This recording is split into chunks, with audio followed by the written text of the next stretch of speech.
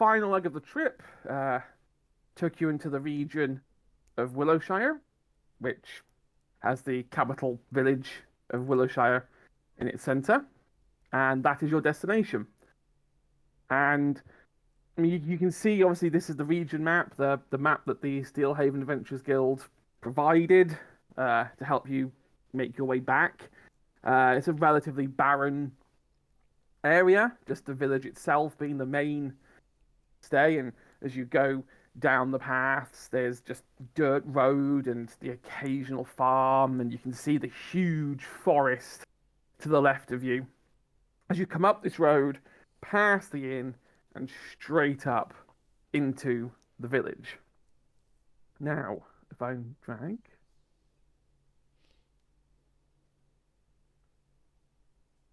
So you pull up into the village from the southwest. And as you come down the path, the first thing you see on the right is this kind of collection of broken, sort of hastily assembled wooden shacks. Tiny things cramped together in this kind of squalid, nasty, almost deceitful in one way looking hovel. And it kind of reminds you of inner cities, you know, those bits, those dark areas of alleys that you'd seen in cities, but it feels completely out of place in the middle of what is, for lack of a better word, a serene, sunny day. But that doesn't matter because only moments later, your eyes immediately turn to this lovely kind of twerping village. It's your typical, as if you'd seen it in a book, you know. It has lovely whitewashed walls. The inn has this lovely sort of almost like hay-coloured tiled roof in its centre as you pull up towards it. To the left, just before you reach the inn, you see the smithy, where you see a tiny dwarf hard at work, smacking some metal into place on his anvil. And, you know, it's a warm day. It's sunny. It's the early hours. It's only, you know, somewhere around 9, 10 in the morning. You know, people are shuffling around. You know, there's a church on the hill sort of dominating the position. You know, so you can see it sort of there. Not in the foreground, but a good distance away. And this convoy sort of pulls up into the centre of the town. This not new fountain, but a relatively well looked after fountain resides in the middle, surrounded by these relatively small, niche little market stalls that, you know, they're not great. I mean, you can see it from here. They're not a great selection. It's a tiny village. It never was going to be. Now, you all disembark on your convoy, because this is your stop. And the driver hands over his pay. That's 600 gold coins, 100 to each of you. And while for a moment you all celebrate, you know, you're rich, you've all got 100 gold coins, you then remember that there's one stipulation in your contracts with the Adventuring Guild, which is that, unfortunately, they take a 75% fee. So you only have 25 gold pieces, and you must carry the remaining 75 back to Steelhaven. And with the payment done, the convoy leader wishes you a goodbye and sort of takes off to the north to the stables, which are on the very far side of the village, to start unloading everything. And you're just sort of stood here in this little village square. The inn's behind you. You've got these market stalls, you know, surrounding you. I suppose, what do you do? What are we on? Are we on like just a convoy of wagons and us walking along it, or are we actually on the wagons? You were in the wagons. There was no point you walking alongside them. So you're in them, you've popped out of them, they've gone on their way. And I'll go to the inn. Yeah. Dwarf merrily jumps off and asks everyone if everyone wants to go to the inn for a celebration or drink. Absolutely. okay. Nothing like those dusty roads to go and get a drink first. I wonder if Swallowshire lives up to its name. Okay, so you turn around, and again, you've got this nice, lovely-looking inn. But there's one thing that catches your eye almost immediately. I mean, it's almost like it's shining at you to almost get your attention. Is this board? And as you get closer, you begin to notice this is kind of a jobs board. You know, a little board that, you know, a few little jobs have been posted on there. And the guild always encourages you to find your own way back, but on the way back, well, there's no point doing, you know, coming back empty-handed. You might as well just do some jobs on the way back to earn even more money. Question. Uh-huh. Are these extra jobs also taxed by the guild? No, I was just about to say that. These are untaxed. You may keep all the money. The guild only take money on the contracts that they put out.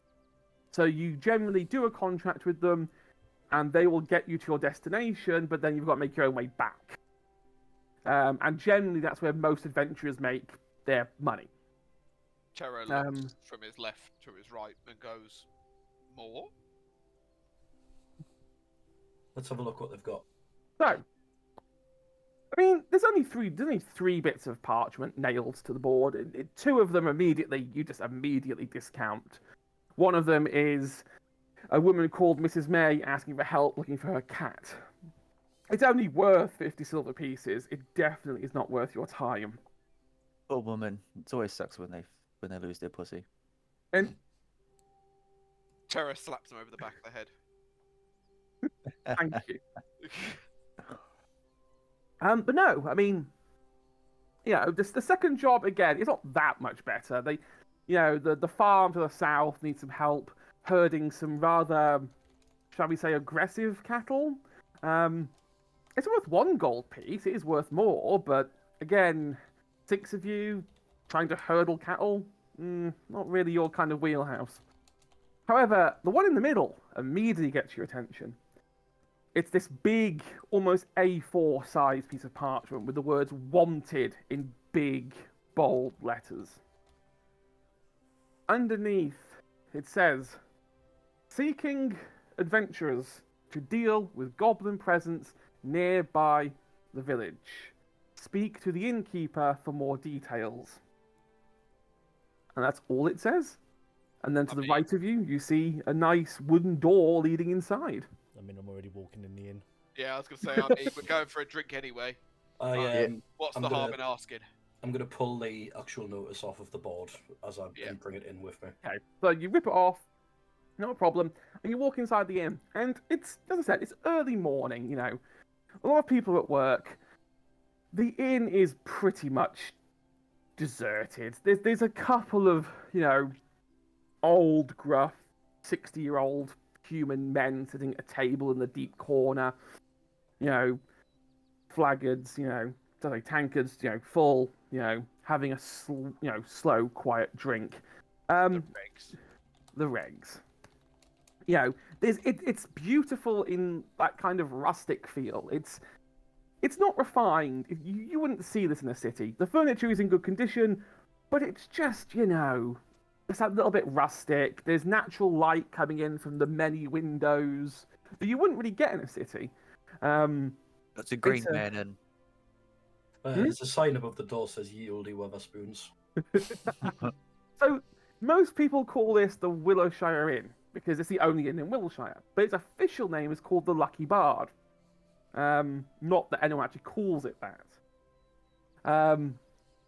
Now, you kind of look at the back, and towards the back you see the bar. Big cabinet, the back filled with lots of tiny little ale caskets lined up one by one, almost like someone had measured individual drinks, poured them into wooden barrels, and stacked them onto the shelf. Oh, it is a Witherspoons. And Literally. and you know, like I said, it's a, you know, it's a, you know, it's a nice place, and it, you can see the bartender.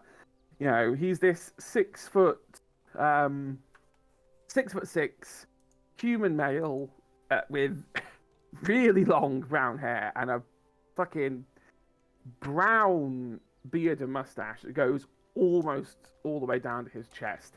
He is just sitting there, you know, glass in hand, cleaning it.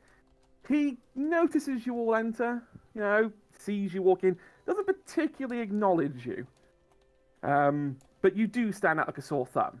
You know, you are 6 adventurers who are all armed, just walking through the door in a village where nothing really happens on a day-by-day basis. So what do you do? I'm gonna head up to the bar. I want 6 ales for the party here, and I'm gonna slap the flyer down on the bar and say, and information on this. Information you require, huh? You see the guy sort of immediately perks up. That kind of, you know, it's almost like he's been snapped to attention.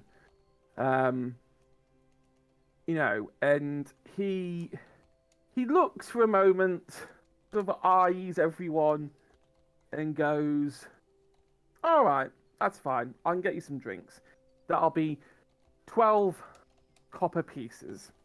And he immediately sort of turns around without even saying anything else to start with, and one by one picks up a glass from under the table, goes to one of those tiny little tankards, opens the flips the lid on it, and just lets the foamy, you know, syrupy liquid of ale just pour into the glass. You know, and he keeps repeating that process, fill one, pass it on to the bar, and again, and again, and again. And sort of, you know, doesn't really say much to start with. He, you know, gives you all your drinks, lets you have your first sip. It's a very nice, it's a bit of a sweet ale. Definitely, you know, this isn't the cheap shit that they make in city taverns. This is, you know, you can tell that this has been made with some degree of quality. It's not watered down.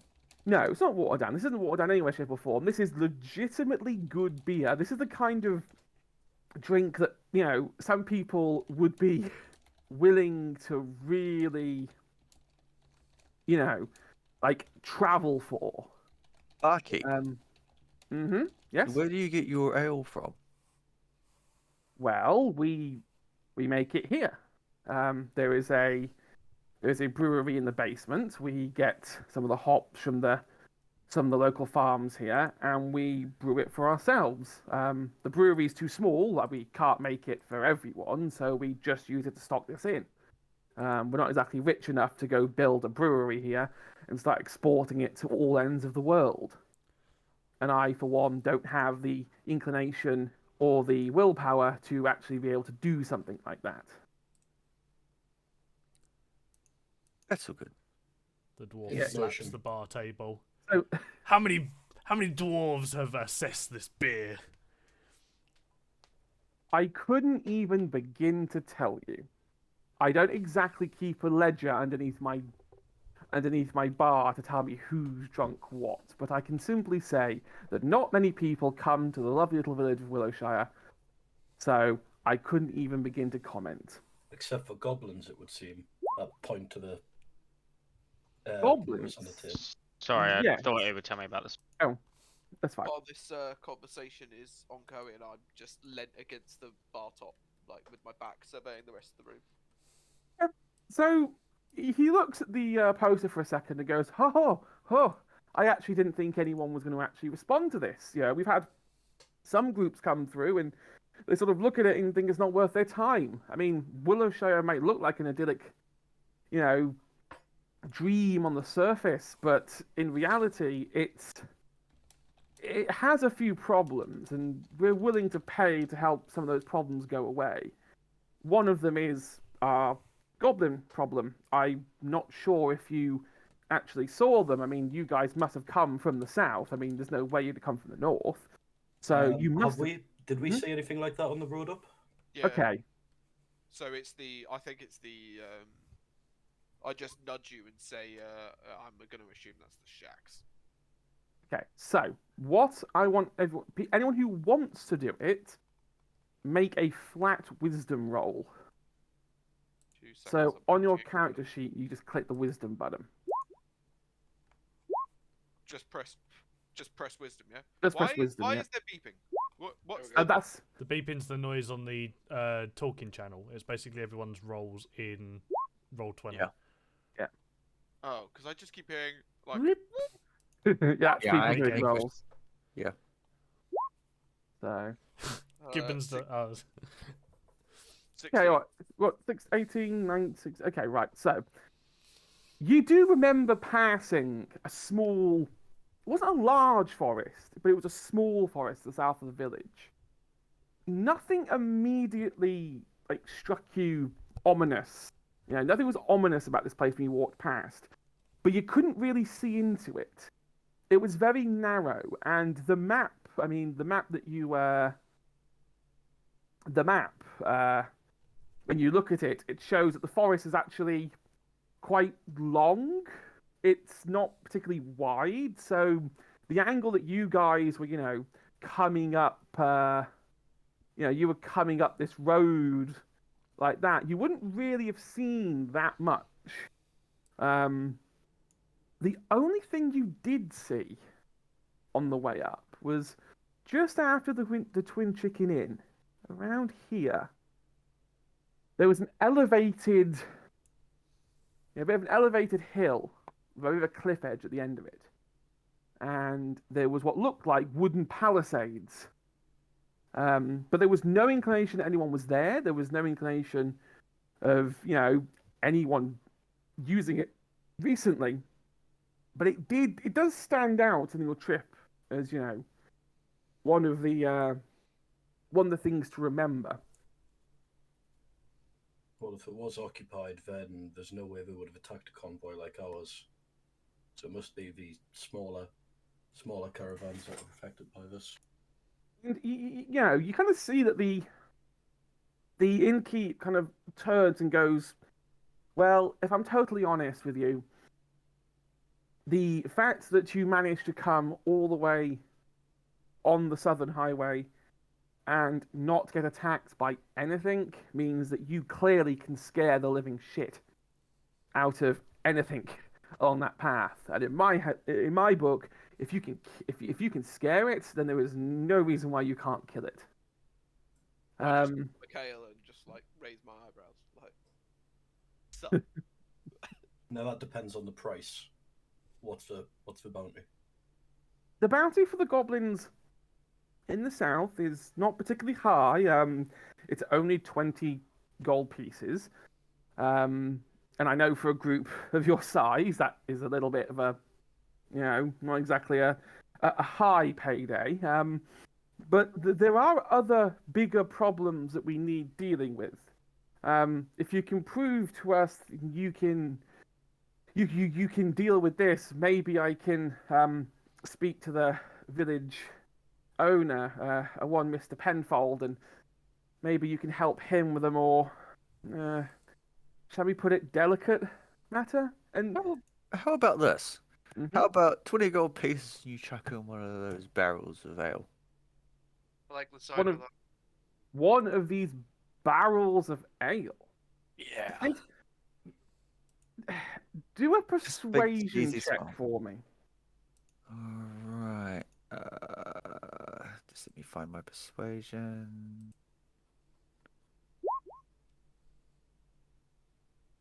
13. Okay.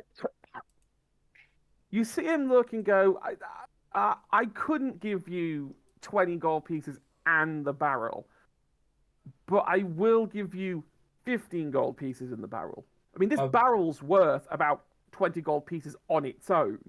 How about this? Mm-hmm. We're looking at your goblin problem for the 20 gold, but we also drink for free tonight. you kind of see him sort of roll his, his hands together. He's getting not Or tense. we can just keep letting caravans get attacked. Your call.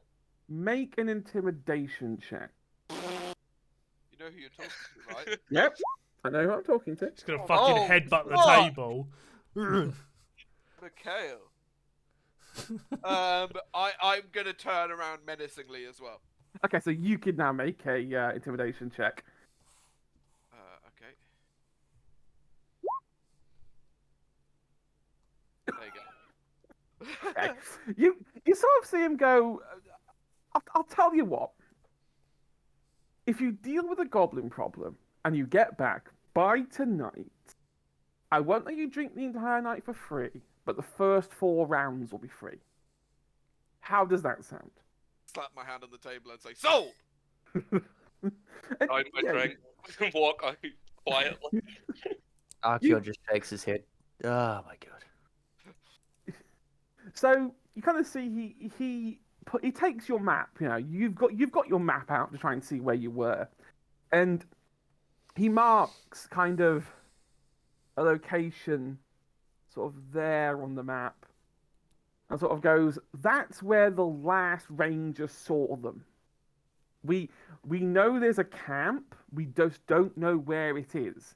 You can occasionally see them patrolling. You may have to do a sweep of the forest to find them." When was the last attack? I know you said a ranger saw them, but doesn't necessarily mean there was an actual attack then.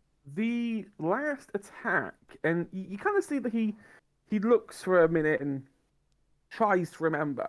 He's there stroking his forehead with his 3 fingers, and he goes, "I'm not entirely sure." Okay, well, who was involved? Any survivors? There were survivors. It was just a standard caravan coming up from somewhere on the Richerous coast. Lightly armed. It was only a father, son, and 1 caravan guard. But when the goblins came out to attack, they just abandoned the caravan and ran up into the village. That was probably around a week and a half ago. They're still here? I don't think so. I think they left. But they were attacked on the road. So it seems to be that these goblins sort of come out from their camp, head to the main road, and then either jump straight on a caravan heading to the village, or they ambush them as they try and turn right and try and head towards the storehouse across the river. How sure are you these are goblins?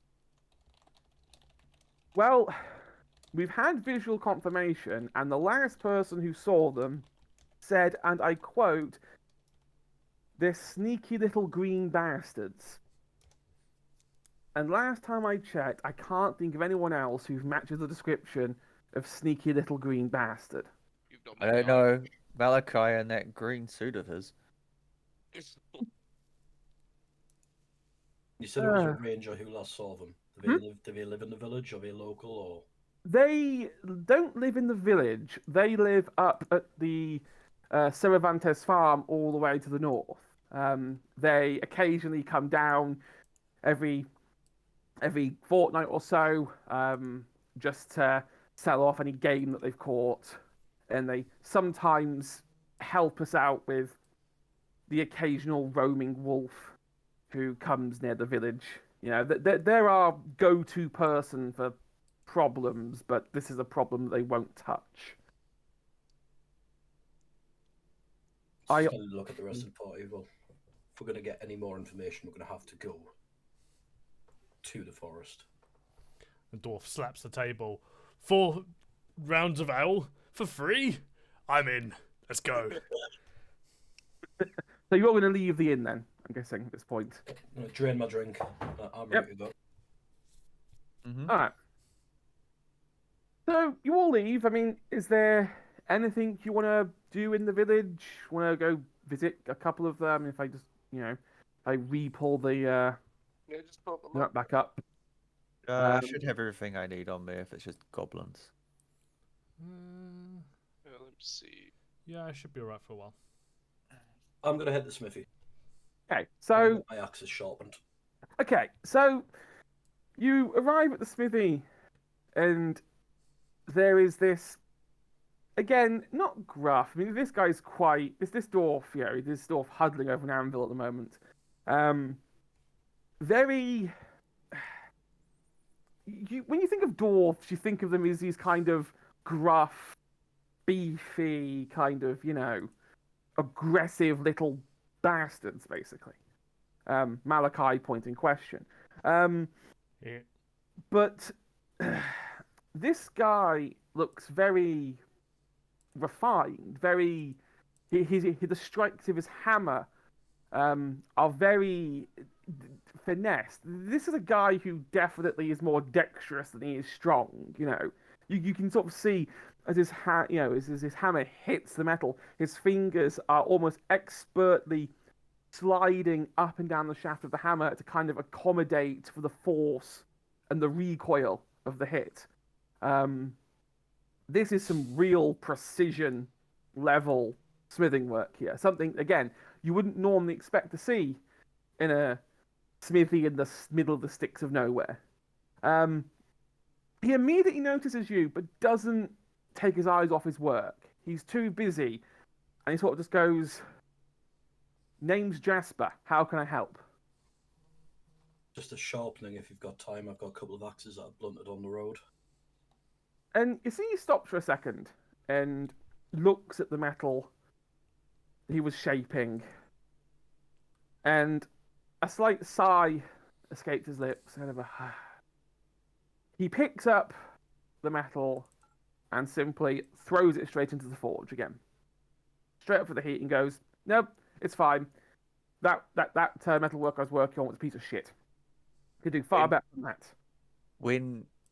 Because I guess we're following him. Did anyone follow Ingvar to the forge, or what's everyone else doing? Follow up. Why not? So I'd imagine most of you would follow on. So when mhm. he asks that Mhm. question, Archon leans on Malachi's head and says, "Is that how warriors ask for a blowjob in these parts?" I just ignore the comment. Away from the best. Huh? So I show him the axe I've got. So my battle axe and the hand axe. They're both they're not really very special, but they've got some really nice runic inscriptions up the handles, and they are quite well made, but they're nothing special. You see that he takes them from your hands and sort of twists them, looks at the runes. He's legitimately interested in, he's not seen this before. And he looks at the metal, kind of gets the tips of his fingers and just runs it ever so delicately down the side of the blade, feeling the thinnest part of the metal, almost as if he was inspecting it. And he goes, "Aye, this does look a little brittle. Give me 15 minutes. And you see he picks both weapons up, goes round to the back of the shop. You don't see him. There's like a little alcove around the back. And all you can hear is this kind of huge grindstone suddenly spin into life as this shower of sparks just comes out from the side of the smithy and straight onto the dirt path right next to it. Thankfully, nobody was actually walking down the path, otherwise they'd have got showered by this sudden outbreak of spark. And he comes back about 50 minutes later with all the heads sharpened. But when he returns it, you notice, actually, do you know what? These have been sharpened way above what you'd normally expect. And he looks as he hands them back and goes, "There's a mighty fine weapon you've got there. Thank you. A very nice weapon. But you also notice when you look at the head, it's also a lot cleaner. Not only was he, sharpening it, he was actually cleaning the entire head of both the hand axe and your main axe. So all in all, that's 50 silver pieces. The sharpening. I'm gonna throw him a gold piece just for the extra work that he's put in. He takes the gold piece, and you can sort of see for a minute that he doesn't quite know how to register it for a second. Except then he just sort of gives you a hearty, oh, thank you. Well, if you need anything else, I'm always here. And as you put the axes away, what I'm going to say is this. For your first battle, you can add +1 to your attack while these blades are still sharp. Nice. Is that the damage of a hit roll? That's the damage. Sweet. You can add +1 to both your hand axe and your main axe for this battle only. Because then once you've used them, they'll fall off slightly. Once their transaction's completed, I'm just asking whether or not have you got any arrows? Arrows, of course. And you see he sort of todges off again towards the back and comes out with 3 quivers of arrows. They're all roughly identical. They're not. Give me a perception check. Okay. Perception. 11. 11. They look normal. While Ingvar's there, caressing this really lovely, Yep. axe. These arrows are just standard. They're just arrows. Yeah, he's. You can kind of tell by the workmanship of the arrows, he is not experienced with this kind of forging. Okay. Big weapons are his, forte, not arrows. You see a couple crossbow bolts also kind of like mixed in, almost by mistake, almost like he's picked them up and thought, oh, these must just be half-broken arrows, and dumped them in the same quiver. Okay. Um, I'm gonna grab some of the arrows, about 5 or 6 of the actual arrows, check for the quality, and then say, I'll take 6. Ah, awesome. That'll be 60 copper pieces. I'm just gonna give him the 60 copper and walk away. Awesome. Does anyone else want to do anything? While he goes to sigil away? I noticed the crossbow bolts thrown into the arrow holster, and ask him if he's got any more crossbow bolts laying around. When you ask him, he kind of looks a little bit perplexed, and then he looks into the quivers and pulls out one of the slightly shorter crossbow bolts and goes, "So that's what these are. You call these crossbow bolts?" As I'm walking away, I'm gonna put my hand on Malachi's shoulder and just shake my head and just continue walking back towards the road. Yeah, I'll follow. Yeah. I completely lose interest at this point and walk away. So I see he looks kind of really perplexed as the whole group just mid kind of half conversation turns around and wants to walk away. He has a bit of a gruff moment, sort of, puts the bolt away, and I didn't say I was walking away. Just saying. Are you going to stay? I'm still staying there. Okay, you're going to stay. So as everyone else walks away, then he looks a bit perplexed. Everyone's walking away bar Malachi, and he puts the bolt back into the quiver and goes, "Oh, I had just never seen them before. Fucking bloody Penfold and his fancy fucking musket rifles everywhere." I lift up, because I haven't walked away, so I lift up my eyes. Musket rifles. Well, yes. I mean, Mr. Penfold is stinking rich. I mean, all of the farm's guards and his personal guard are equipped with rifles. I mean, that's why I was brought here. I'm a gunsmith by trade. I had never really. I mean, I hadn't even seen. I knew bows and arrows existed. I'd never seen a crossbow before. How much do these weapons usually set you back? Hearing this conversation ongoing, I'm going to stop fast in my tracks. and just Well- softly step back. Well, I mean, in a city, one would normally cost you, especially for a rifle, at a bare minimum 250 gold pieces. These are not, you know, they are not cheap weapons. They are more, and this is from someone who makes them. They are more status symbols more than actual weapons. They're there to intimidate, not to be truly, functional. Not unless you've had years of training in them. And roughly how many you'd say would Mr. Pinfall have on his arsenal? I I mean, mean, you the must last work on the wall. I mean, the last order I had was for about a crate of 8, and they were, they were maintenance jobs. I know he has at least 12 guards on the farm and at least a personal guard of at least 3. It's actually quite an irony because if Mr. Penfold could actually be asked to, I don't know, I probably shouldn't be saying that. And you sort of see that he kind of turns a little bit, realizing what he was about to say out loud, and kind of ducks into his, like an inner shell, almost. Okay.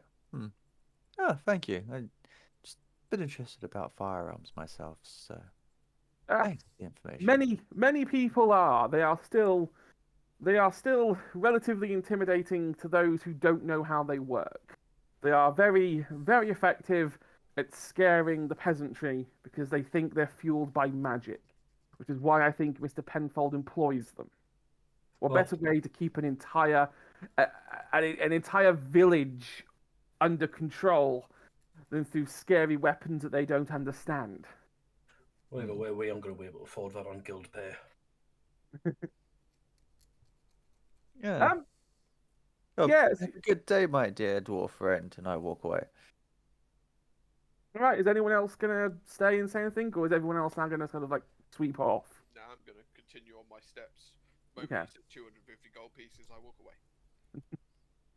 Yeah, I'm just gonna. I'll walk out. I'll kind of hold up one of my axes and kind of nod as a thanks, and then just walk out the door. All right. An upward nod, yeah. Yeah, an upward Yeah. nod. But, you know, So I'm guessing the next step is to go out to the village. Mm-hmm. At least like leave the village and head south to the forest. Yep. Right. So, I mean, you're no longer on foot. You're no longer on carriages anymore. So the trip's a little bit longer than it took first time round. It takes about an hour to retrace your steps back to there. I mean, you'll arrive at around this part of the forest here. There's all the outskirts, just where the path starts to break away. So you're all standing here, nice group, big group of 6, looking at this relatively small but dense forest. You can only see probably 20 meters in before the trees start to really obscure your view, which is kind of, it doesn't look natural. The forest you see in front of you is kind of the forest you'd expect to see somewhere in Emrose, somewhere where the forest has gone on for miles and you're in the center of it and it's most dense. It feels weird to have a dense forest suddenly split off into nothingness. So now we're outside. Everyone who wants to can give me any kind of check that they would want to give to try and give you somewhere to start. So a Would perception check. Would a survival check be valid here? Survival check would be perfectly valid. No, critical fail. You sort of see, Ingvar just kind of looks down at the ground and sort of goes, "Oh, there's got to be something here, surely, right? I mean, there's this sort of almost like a paw print on the ground. And what he doesn't realize is he's actually looking at his own footstep from about 10 seconds ago. I've done the same survival roll for 12. Okay. What I would say, Perry, is you can't do an intelligence check. It's got to be a skill check of some kind. Oh, I'm back, by the way. Welcome back. Alright, I'm going to do an investigation It check. has to be a skill check. Has to be a skill check. So, just to help you along, investigation, perception, insight, they would be some. Okay, 15. Okay. 15's a good start. 15 will give you a starting point. So, you begin to notice when you look at these trees, Archon, that there's two trees that look just a little bit too far apart. Almost like someone's tried to push them ever so slightly. That things have been brushing up against it and the bark on either side has been stripped away slightly. And the ground between the two seems very compressed compared to the loose earth around the rest of the trees. Suggesting that there definitely is a path into the forest here. Can I tell if there are cart tracks or anything like that? Or if there's footsteps? It's not wide enough for a cart to go through. It's probably only wide enough for people to go through two at a time. There's no immediate footprints. The only thing you can sort of see is this is a path. And it seems to, on first impressions, seems to go deeper into the forest. I see a path here, but I got up. Goblins are quite small. I'm just wondering what could have caused this damage to these trees and why they're pushed apart. If you want, feel free to do a second investigation check as you get closer. I'll walk up to it and investigate the bark on the trees and the ground beside it. 19. 19. Fucking hell. Okay. So, when you get closer, you begin to realize that actually it does kind of make sense. It does make sense. While yes, goblins are tiny, the stuff they're stealing from these caravans are not tiny, and they've got to push them through. And what you're actually seeing is things like crates and boxes and treasure chests almost being pushed between these two trees and going out the other side. Okay, so there'd be like glints of steel and stuff that's rubbed off of crates and stuff. Okay. You can definitely see that something's been passing through here. On a 19, although very good roll, you can't tell how recently someone has been through. Okay. Well, boys, I think we've got to go that way. Yeah, I suggest that we stay off the path and move through the forest beside it. To answer Perry's question, you have 100 gold pieces, but you have to pay 75 to the guild upon your return to Steelhaven. You effectively have 25, but you've got to hold the 100, and whatever you do, don't lose it or spend it. Thanks. So you push through this gap. As I say, it's wide enough for two at a time. And kind of immediately, the canopies of the trees kind of immediately take over. Like you've walked into a weird wooden tunnel. The sunlight, the lovely bright summer sunlight, has just sort of dimmed into this kind of occasional ray of light breaking through the leaves to create this kind of layered effect of spectral light rays as you sort of go further down this pathway. And for the first 20 minutes or so, you're making pretty good progress. You're following the path, and then just as much as you think you're on the path suddenly stops. The ground stops being as compressed. It's not obvious that things have been dragged or walked across here anymore, and the trees space out again. There's now 1-meter, 2-meter gaps now between trees. Can I detect magic? You can, if you want to use detect magic, you can. Is that remind me, is that a spell or a cantrip? Spell. So, just to confirm, you want to use a spell slot to cast detect magic.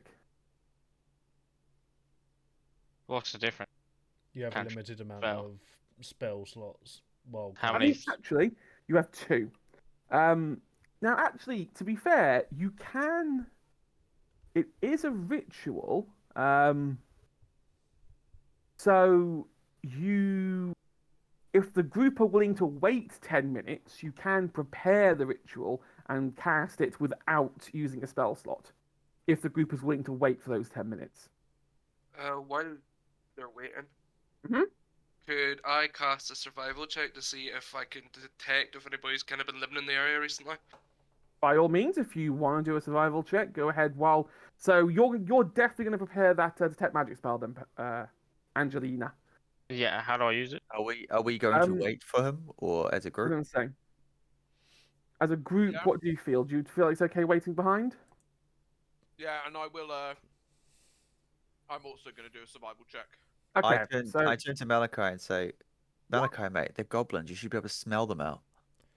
That just puts the spell in. What do I have to do? yeah, it's not a rolling spell. This one. There you go. Oh, Oh my god. okay. Me and McCarthy So high five. let's for fuck's sake. Well, there goes that part of the. Well, they found footprints and just high-fived each other. Is all that Yeah, happened well, there. Yeah, boy. So let's start with detect magic. So you're there preparing this ritual. Channeling your magical energy to sort of reach out and see if you can detect anything nearby. There's nothing. You kind of sit there after 10 minutes and sort of go, well, what was the fuck of doing this? Clearly, these are goblins. I mean, they don't have magical spell books, and they're not going to be clever enough to put wards up to try and stop you. They're cunning, but they're not that kind of cunning. In terms of survival checks, you sort of see,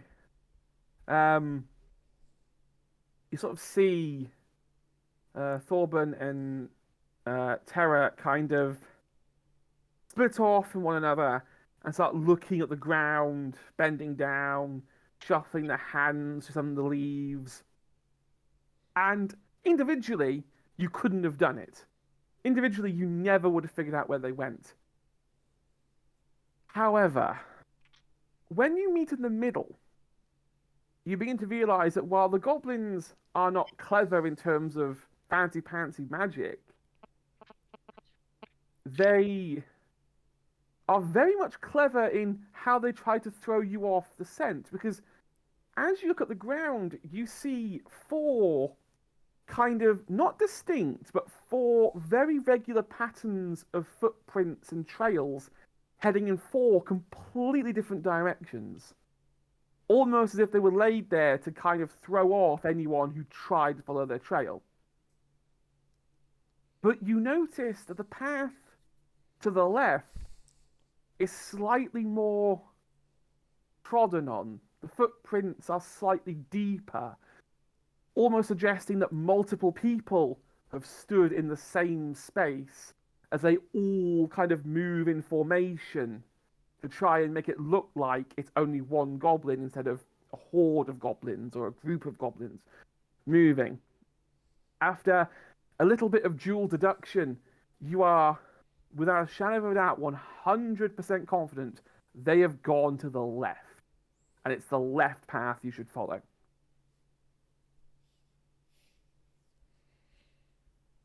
Lead on. Good work. Okay. So you've turned left, and I mean, you've now been in this forest now for about an hour and a half. We're approaching midday now. You know, the sun's at its highest, and as a result, there's a lot more. The light coming in now is making it a little bit difficult to see too far ahead because there's just enough gaps in the trees that the light is kind of coming down like a wall and obstructing your view to like the next area of the forest. And the path you've spotted, I mean, you're on what you can. I mean, you can smell now like a burning fire. It's a campfire. It's not an out of control fire. It's a controlled fire. You can smell that. It's that almost barbecue style smell. You know that someone's cooking something. There is someone 20, 30 meters ahead down this path with a campfire. So what are your next actions?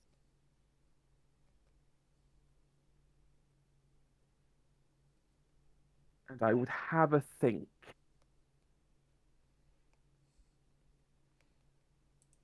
Can I take a check to see if there's any potential survivors from a recent attack or anything like that? An insight, maybe. I will tell you for free. Perception, actually. I will tell you for free. There's no survivor. There is no survivor track. Do we see? I'm happy for you to send me in as bait. Do we see only a handful of them, or can we see them all from our current position? You can't see anything. Right. I mean, I need to go and grab something very quickly. Something just fell over. I'll let you guys discuss while I'll be back 10 seconds. Is anyone able to go stealth? Did he say that it was? I could try and jump into the trees.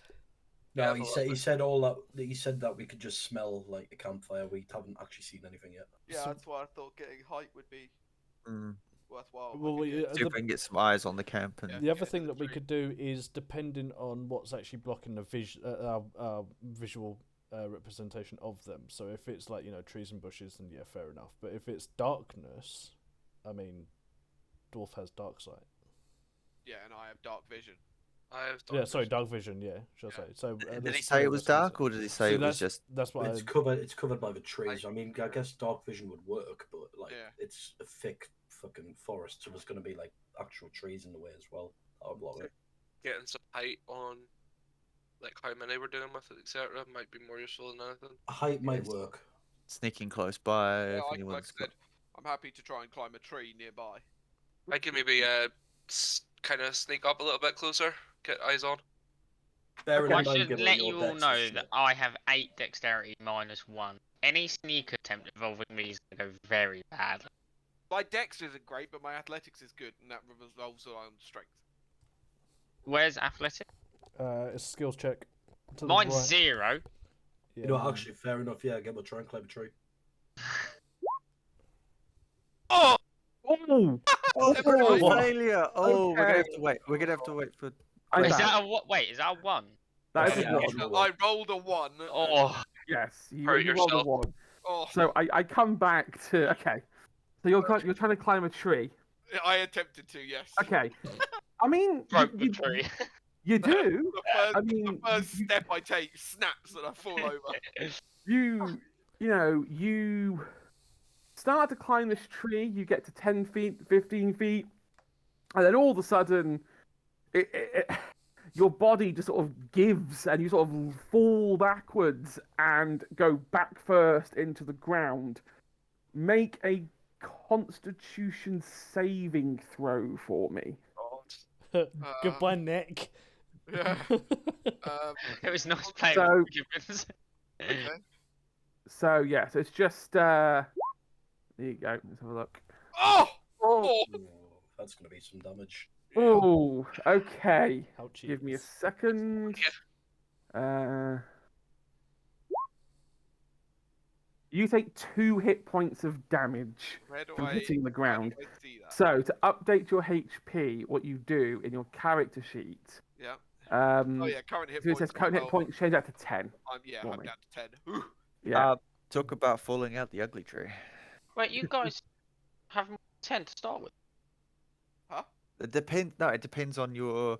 Class. It depends on your class plus your Constitution modifier. I'm gonna get up, roll in my shoulder, and I'm just going to. So if you're a cleric, you're less likely to have high hit points at the start, compared to a warrior. But the warrior needs the higher Constitution. Did they hear us? Can I do an intimidation check on? Or can I intimidate Archon? I mean, if you want to roll intimidation, by all means, feel free.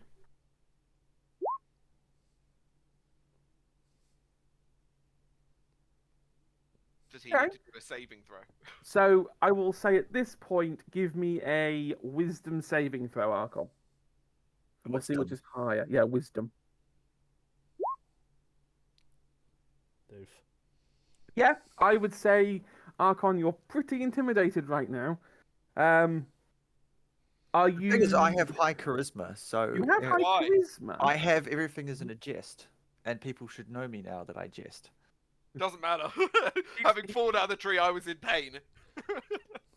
Okay, so what I will say is because you are charisma based, Charismatic, yeah.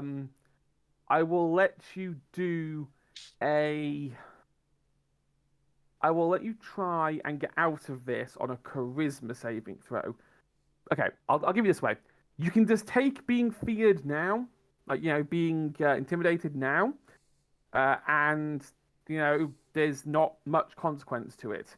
Or there's not any immediate consequence to being intimidated. Don't I have something that helps saving? 1 second.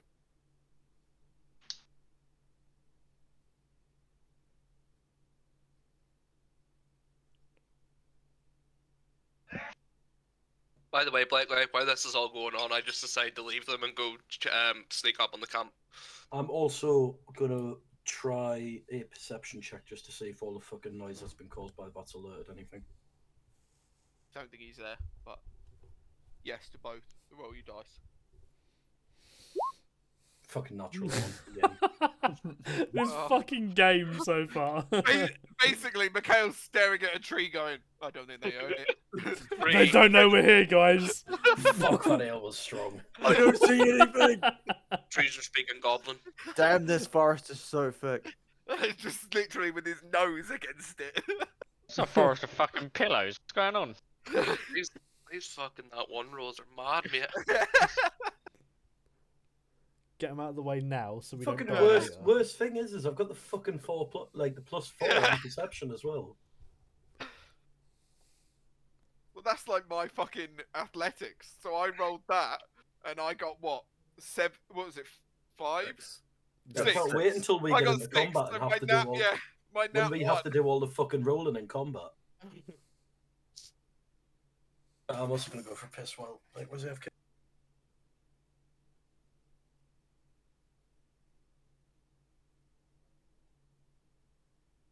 Anybody want to sneak up with me? Yeah, I'm pretty sure it's my cantrip. No dexterity. Pretty sure it's my cantrip guidance. It also means that before the description of what's happening is going on, like, you hear, for instance, Gibbons stares intently at Coca, and then Coca's already feared. You can't then say, oh, well, I use this because it's already happened. So you need to be quick to the ball with it. To some extent. No, it just says they roll a d4 to an ability check of their choice. Yeah, no. As long as they're willing. That's if you say it, though, and if they're willing to let it happen. Yeah. Are you willing? It's easy. Right, quick, spam the chat so Blakeway doesn't see that nat 1 and I'll roll it again when he gets back. Just spam loads of stealth. Nah, well, I'll hit a nat 1. Okay, I was headbutting a tree going, they don't hear anything, and I'm trying to stealth in, like, pink camouflage. Well, I think McCarthy rolled a 20, so. Hopefully it will be good. Oh God, I'm not much better than you, Mikhail. Yeah, we need to fucking screw a nut to your legs. I tried to assist you, and I looked literally a little bit past the tree into another tree. You're looking the other way from the camp. I tell you what, Mikhail. Let's hope we can do good in combat. Because look, I was made for fighting, not for thinking.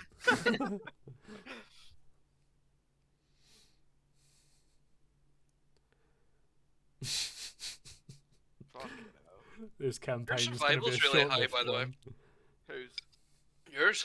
They've Four both been distracted by those. Tell you what kind of birds in the area. That's what they're both looking at right now. Yeah, we can tell you exactly. What kind of tree is it? The thing is, though, we should both get. Scared, though. They're very scared, aren't they, Mikhail? Yeah, You've intimidated those fucking trees. Well, It's shivering in its You roots. fucking haven't. One of them kicked you out of it. This tree smells like. Yeah, well, we walked away from that tree, obviously. I'm just going to blame it on the strength of the ale in Wiltshire. Yeah. I don't know where Blakeway is, though, to be fair. I'm taken by the goblins. It's going to be the next quest. Bring back the narrator. Yeah. Objective updated. Survive.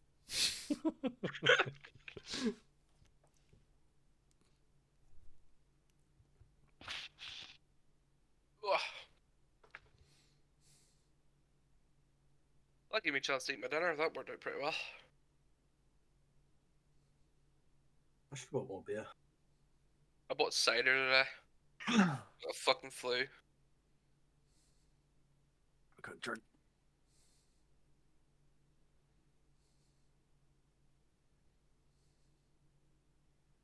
Like, I thought I bought enough, but I haven't got a game to distract me. So like, just constantly in my hand. Constantly drinking. I know I've had 2 already. Good point, actually. I'm going to go take this moment of silence as drink. Back in a sec.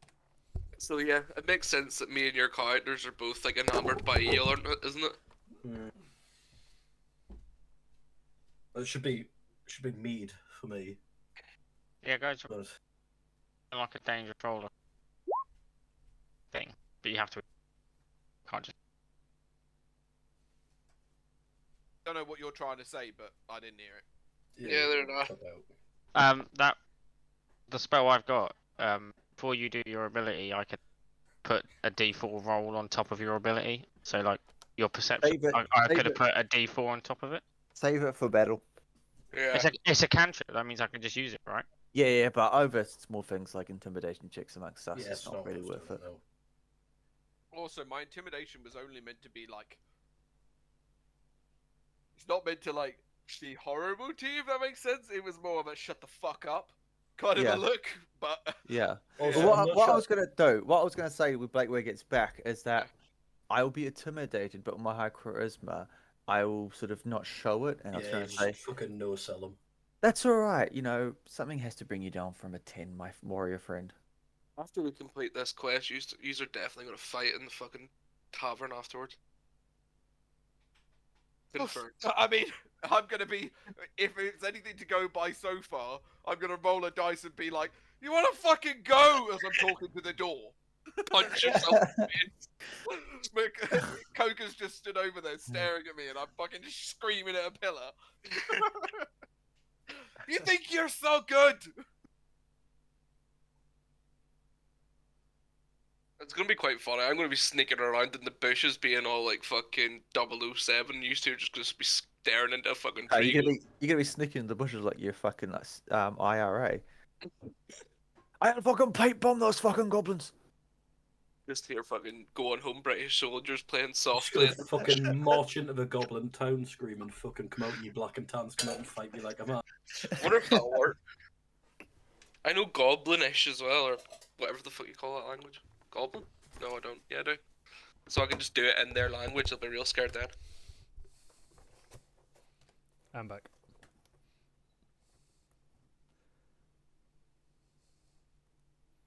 Hello, back. I am Dad. Haha.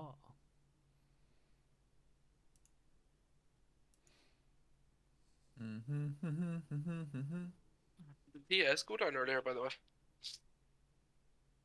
Debbie needed a restart. Yeah, I mean, 9:15 is not a good time for Blackway to have a shag break. I mean, it's the perfect time. It's just we're waiting.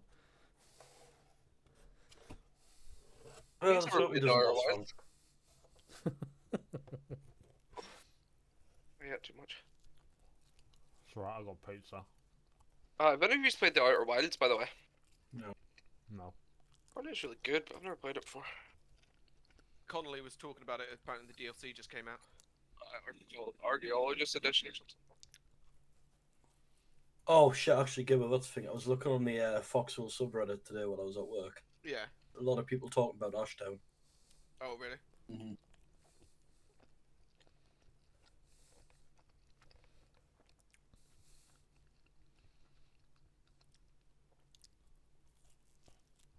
So, I think there was a post like saying, "Oh, I'm on Shard 2. What should I be doing?" And then I think a load of people just said, "Yeah, go to Ashtown."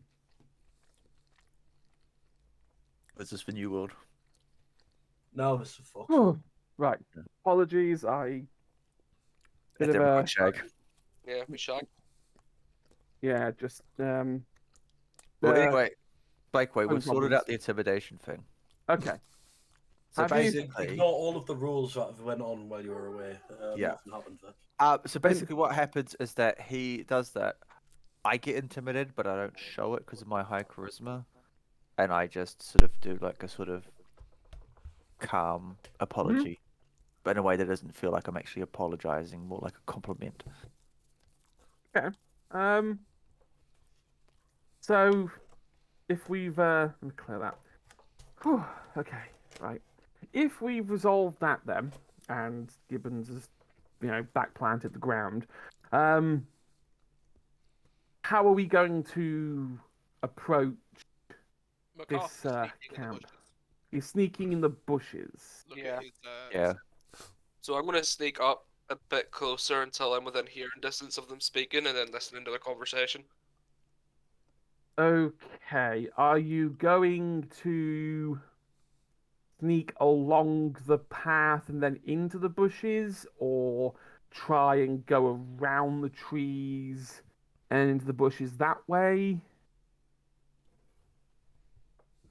I'll sneak Kind down of. the path a little bit and then cut into the bushes. Okay. Okie coke. You have And found a trap. there is an irony. You've literally just stood right on it. I needed to make a dexterity saving throw. Okay. Put yourself, but he Pokemon steps on a Battle Team trap. starts playing. My legs! Snake! Snake! Dexterity save, yeah. Yep. Oh, okay.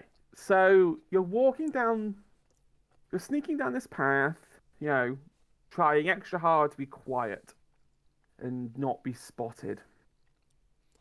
And halfway down this path, there's a pile of leaves, and it doesn't look too innocuous. And your foot kind of goes towards it, and just as your foot presses on the ground, you realize, hang on a minute, that isn't solid ground, that's metal. And you pull your foot back just in time as this large bear trap snaps into position, Oh fuck. closing its jaws. Now that you've realized that a pile of leaves could potentially mean a bear trap, further down the path you see other piles of leaves conveniently alternating left, right, heading closer and closer to the camp.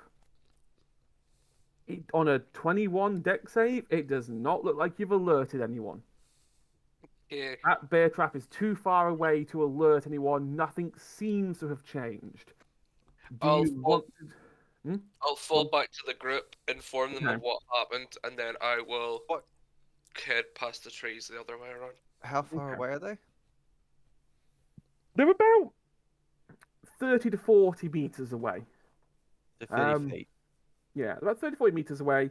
They there is kind of a overgrowth between you and them that is kind of blocking vision and a lot of hearing. It's absorbing a lot of sound.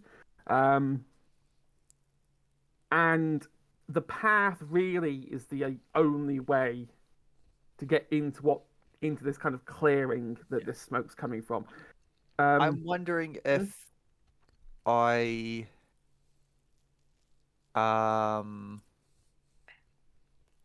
use my, if they're 30 feet away, then I could use my thaumaturgy to cause some sort of distraction and see if it gets them to run away from the camp or trigger some sort of panic amongst them. Okay, so you want to try and conjure something to get them to run away. Manifest a minor wonder, a sign of supernatural power within range. You can create one of the following magical effects within range. Your voice booms up to 3 times as loud as normal. For 1 minute, you cause flames to flicker, brighten, dim, or change color for 1 minute. Cause harmless tremors in the ground for 1 minute. Create instantaneous sound that originates from a point of your choice. So what I will say now is, at the moment, even though a bear trap has gone off, they're clearly too preoccupied. They've not noticed or reacted, or nothing seems to be coming from that area. You still have, at least for now, advantage. Yeah, I would say agitating them might not be the best course of action. Yeah. Remember, you need them dead. So scaring them away isn't going to make your job harder. No, my thought was to make them into like a panic and see if they'd run into traps or something like that, or disorient them. From what you can see from here and the path going into the kind of minor clearing round the corner, is that this is the only place traps could be. The trees and bushes are way too thick around the left-hand side to try and loop around. You almost get the impression it's one way in, one way out. And since they're the ones who laid the traps, they might not run in that direction. After discovering the first trap, you get the impression the only way through is through this trap. You've got to, walk your way down this path with these other potential bear traps. Courtesy of Thorben, though, you do now know where those traps are, so you do not need to make dexterity rolls to close the gap down the path. Okay. Well, can I continue down the path within hearing distance then? Yes, I mean, you can... Yeah, so you go down the path, and at this point, you are... You realise your senses may have failed you a little bit. Because when you get to the clearing, what you thought was only about 30, 40 feet distance actually looks more to be about 60 from where you're standing. The forest has kind of played a bit of a weird illusion on you a little bit, where things seem closer than they actually are. Oh crap! Never mind. And at first, you don't really see anything. I mean, you've entered this kind of clearing with one massive tree in the middle, and you can see the embers or the bit of black smoke coming off a campfire the other side of that tree.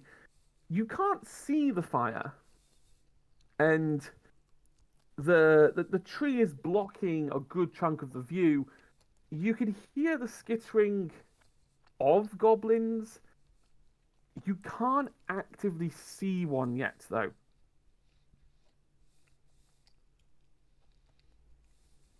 So it's up to you if you want to try and get closer, or if you want to signal for the rest of the party to come down.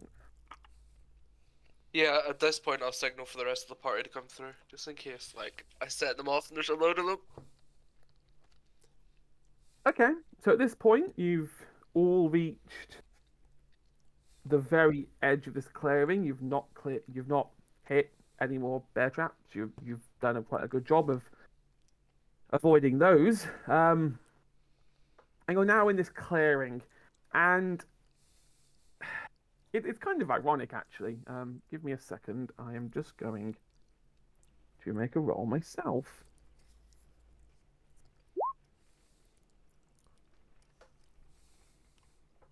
Okay. So, as you all enter this clearing, you begin to see one lone goblin to the right. You can't. He hasn't seen you yet. He can't see you. And you can't get a read on how many more they may be. You could try and get closer. But in doing so, there could be consequences if you get caught off guard. Or you could try and deliberately make some noise and start battle now at this kind of distance. Can I not be bait and just start banging my shield and all out? If you start banging your shield where you are now, you would engage combat from where you are now, at the edge of the clearing. I don't mind luring them all out if you guys are ready. I mean, we don't want to send you out with a carrot in your ass and your pants down by your ankles. Oh, I mean, I can use my thermagy to create a sound more closer towards them to see if it will draw them in.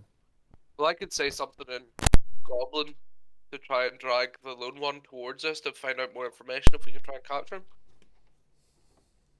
okay, I like that. And I'm gonna pull out my bow and knock an arrow, but not just have it ready, but not the bow strung. Would you like me to have my holy symbol out? Just in case. Oh, please don't say that's what you've named your penis. Hey, by the way, do we need a roll for that? Legally, I'm not allowed to answer that. Aren't Okay. you a woman? Legally, I can't answer that one either. You can't. Remember, you can't ask somebody if they're a woman or not. And, okay, what I will say... It's like 500 BC. Well, we're super woke in this era. I've got a good lawyer. What can I say? What I would say for if you're going to try and use Goblin to lure them out, and I'm really sorry, McCarthy. Oh, I know you're gonna ask. It was anyone but you should have done this. Give me a charisma check, flat charisma. Oh, Thick as pig Fuck. shit. Oh, that's a fucking natural one. Well, Can I have my bow drawn? just shouts at the top of his voice, "Hello, fellow goblins." Can I shoot the goblin dead between the eyes? I think it's too late. Give me a second. So you sort of see Thorben goes forward a step and tries to converse at long range with this goblin, and indeed speaks way too loud and in a kind of weird broken goblin language that even you who don't know goblin can tell that's like broken fucking French. It immediately alerts every single goblin in that camp that you are there. And from there, we are going to drop straight into combat. Can I still let loose the arrow before the rest of them start moving? What I will say is this. Because it would require you to be nimble, give me a dexterity check. Flat dexterity. We're fucked, boys. just target all of our fucking weakness. Something right, finally. That's your only natural 20 for the whole Gibbons is campaign. very much all or nothing. I mean, Okay. look at that 0 for dexterity. Like, I couldn't have called that. Okay. Well, What I will say is this. You can't fire the arrow. However, you will start automatically at the top of the initiative order. And you can pick one other party member to be up there as well. It's gonna be Ingvar. Okay. I'm gonna grab him from looking at the tree and just drag him next to me. I can use bless at the start. Okay. As soon as he grabs him by shoulder, my RTR kicks in, just shield and axe out. Right, so congratulations, Terra and Ingvar. You roll natural 20s on initiative. So you will be going first. I need everyone else to roll initiative for me. So just press the initiative button on your character sheet, and I need to open Excel. Where is initiative at? Right across the top by armor class. First roll of the game. Let's see what happens. Fuck. Oh. Oh fuck. Oh. Game was rigged from the start. Well, Mikhail, you're welcome. Wait, what? 7.09. What the How did you fuck? get 17? Yeah, initiative value for some reason have a point in them. I don't know. I think for Angelina's sheet, it's got tiebreaker initiative enabled. What does that mean? So it adds your dexterity modifier in the case of a tiebreak. Well, that's -1. So yeah, so you got negative 0.91. Give me a You second. can just turn that off in your options. Yeah. Can we not just say that I just rolled a... Yeah, you rolled a flat 17. How do I turn that rolled on? Sorry? Click on the cog next to spells. And then You would have rolled an 18, but your dexterity put you down to 17. middle column where you've got strength, dex, and everything like that. You should have a little tick Where's bar. this? In spells? No, Right the, side of spells the, is a the cog. cog icon there. Definitely sound like you said the cock icon. Yeah, that's what I heard. Same thing. Hey, Blakeway, Uh-huh. I've been really busy and I've written my backstory. Well, I'm glad you've done. I'm So glad I'll you've done put that. it in the Discord for you to read later. Okie coke. Right. Ooh. I can't find it. Ooh, Oh. I'm sorry. So, That's just one of them. Oh. oh, do I be? I'll be nice and we'll say that, and we'll give I'll give you guys a benefit. So I'll put them there. Right. Oh, that's gonna be a read. Battle map time. Was it the No. add dex tiebreak? Yes, Yeah, add just don't add take- dex tiebreaker. Okay. So Dude. So Right. I rolled a flat 17, right? Instant Okay. Pokemon yes, theme you got the here. flat 17 instead. So let me just do some jigging around. So, in Even though I'm a cleric, I'm quite tanky, so I want to be near the front, right? So we're gonna say that that's gonna be the order that you come in. So you've got Terra and Ingvar at the front because they're gonna go first, and then everyone else is behind them a step. Now that you can only see 4 goblins. It's actually not that big of a group. If I give you music and you put it on as the jukebox, I already have music. do you? He actually has found the Pokemon battle theme, haven't you? That's all. What's my range is with the I mean, bow, I by can the way? put it. Actually, hold on. Let's go to. It's general. 30 feet. A bow's Here range you go. is Everybody, just go and select that. and It's alright. I mean, sure. I mean, I created a little bit, but sure. Let's go Pokemon. Why the fuck not? In terms of range for your bow, it should be listed in your. 120. Yeah, I think it's 120 and 330, isn't it? So I think it's 150. Just right-clicked and it just- Range 80 to 320. There you go. Right. So. Ooh. Yeah, 150 time. it is. So, Gibbons, you Yes. get to go first. Okay. You Explain to me how have. that works. Yeah. So you have 2 actions per turn. Okay. You can make 1 movement action. Yep. And 1 other action, such as attack or help or dash, if you need to do extra movement. Yep. Your movement speed, I think you're all 30. To be fair, I think you're all. Yeah, I've got 30. Yeah. So you can move 6 squares. Okay. And for ease of use, we're going to say a diagonal also counts as 1 square. Okay. So you can move 6 and then attack, or you can move 6 and move 6 again. Okay, I'm So gonna. you Go get movement. Oh, why won't it let me move my character? You get movement. Oh, You get an you unlock action, them. and then you get a reaction. Or- You can't move your you can't move your character. Give me a second. Let me see if I can control by. Try that. Yeah. Just stating, I'm a stumpy dwarf. I don't have 30 movement speed. What do you have? 25. Am I gonna have to toss? No. Toss the mean- dwarf. Not during combat, mate. At least, come Uh, on, wait until afterwards. But I'm in love with you. So I'm gonna move to there. Yep. And I'm gonna have my bow out and drawn. But, Yep. sorry, my bow out and an arrow knocked, but I'm not gonna draw it, and I'm gonna Mhm. end my turn. Your arrow Okay, was already so knocked, you're- wasn't it? Oh, it was. Yeah, it was already knocked. So I mean. So I'm this gonna tree, wait- does this tree cause disadvantage? Does it cover? Yeah. What? So can I what shoot I for it? will say is that from where you're standing, from where you're standing, No LOS, right? that one is fine. Yep. That one would give you disadvantage. That's fine. So I'm gonna shoot at the one that I'm fine with. Okay. Standard, no advantage. Yeah. I'm guessing Yep. that's the one. Standard, no advantage. I'm not going to continue mine. There it is. Okay. My Tis Yeah. only a So flesh wound. you. Yeah, you fire Phew. this arrow expertly, through the air. It hits the goblin straight in the side and deals 2 damage to it.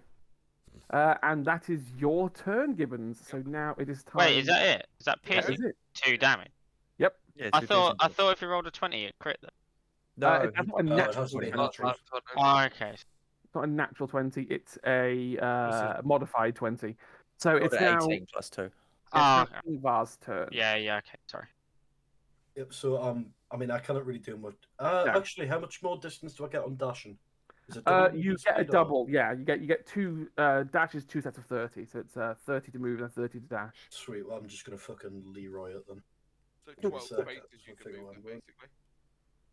How do you get the ruler? Forgotten. The little circle with the ruler in it on the left, top left. Can you move your counter, Mikhail? I can, so I'm gonna dash to here. Oh, Rog. Right, so give me a moment. The next, now that everyone's discovered the ruler,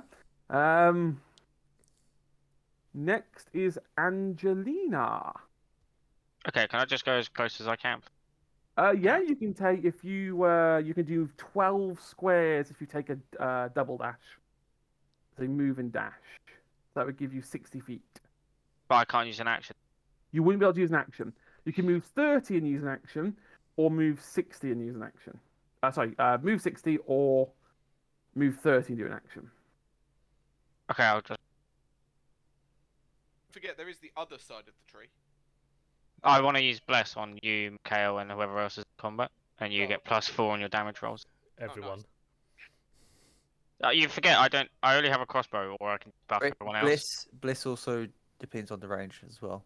Do you know any type Bless of- is Bless is range dependent, and it is. I think it's also- 30 feet though.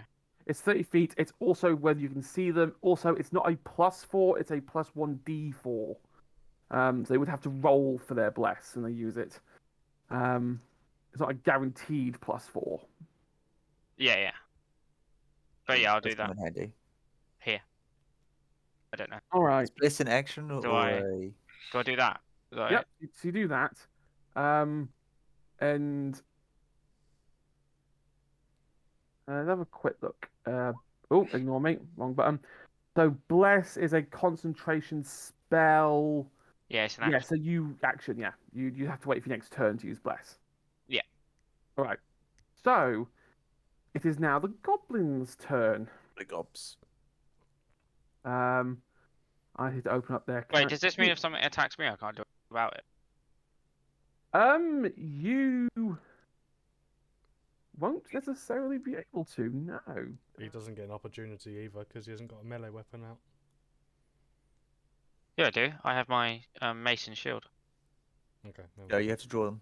So we've got one goblin comes up, straight up to Mikhail, Ingvar, and attempts to How does the grass taste, little man? And gets out his scimitar and attempts an attack.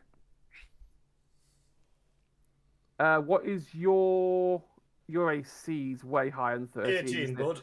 Yep. So it tries to slash, and you just raise your axe and just smack the scimitar right out of the way. They just fucking laugh at him. He just lets it hit his chest and just goes, oh. Seeing that attack fail, 1, 2, 3, 4, 5. Yeah, I can do it. It's going to come up to here, and it's going to try and take another attack at Ingvar. Sorry. See how it goes. Ooh, ooh. You try your best, but this time the scimitar goes straight through the side, slashes right down the side of your chest, dealing you 5 damage. Sorry, can someone clarify something? Yeah. I have 18 armor. Does that mean they have to roll above an 18 to hit me? 18 Yes. or Yes. But that's fucking outrageous. Yep. Yes. Yes. You are fucking unstoppable as a fucking cleric. It's annoying. I can't hit you. It's frustrating. But that 19 would have hit me, no? Yeah. That 19 would have hit you. Okay. So these little blighters, 1, 2, 3, are going to come around.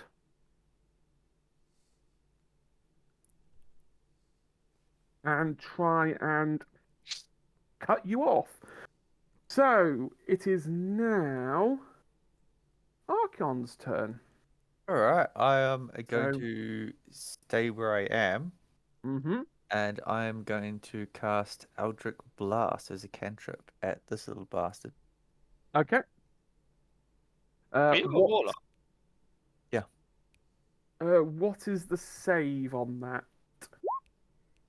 Eldritch Blast is Well, is it a save actually, Eldritch Blast? Or is it just saving throw, Wisdom strength. save, I think. Is it strength? I thought it was Strength. wisdom.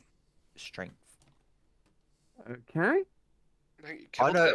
Does it have a saving throw? I don't think it does. No, it's a No. hit. It's the hit It's spell. a hit, yeah.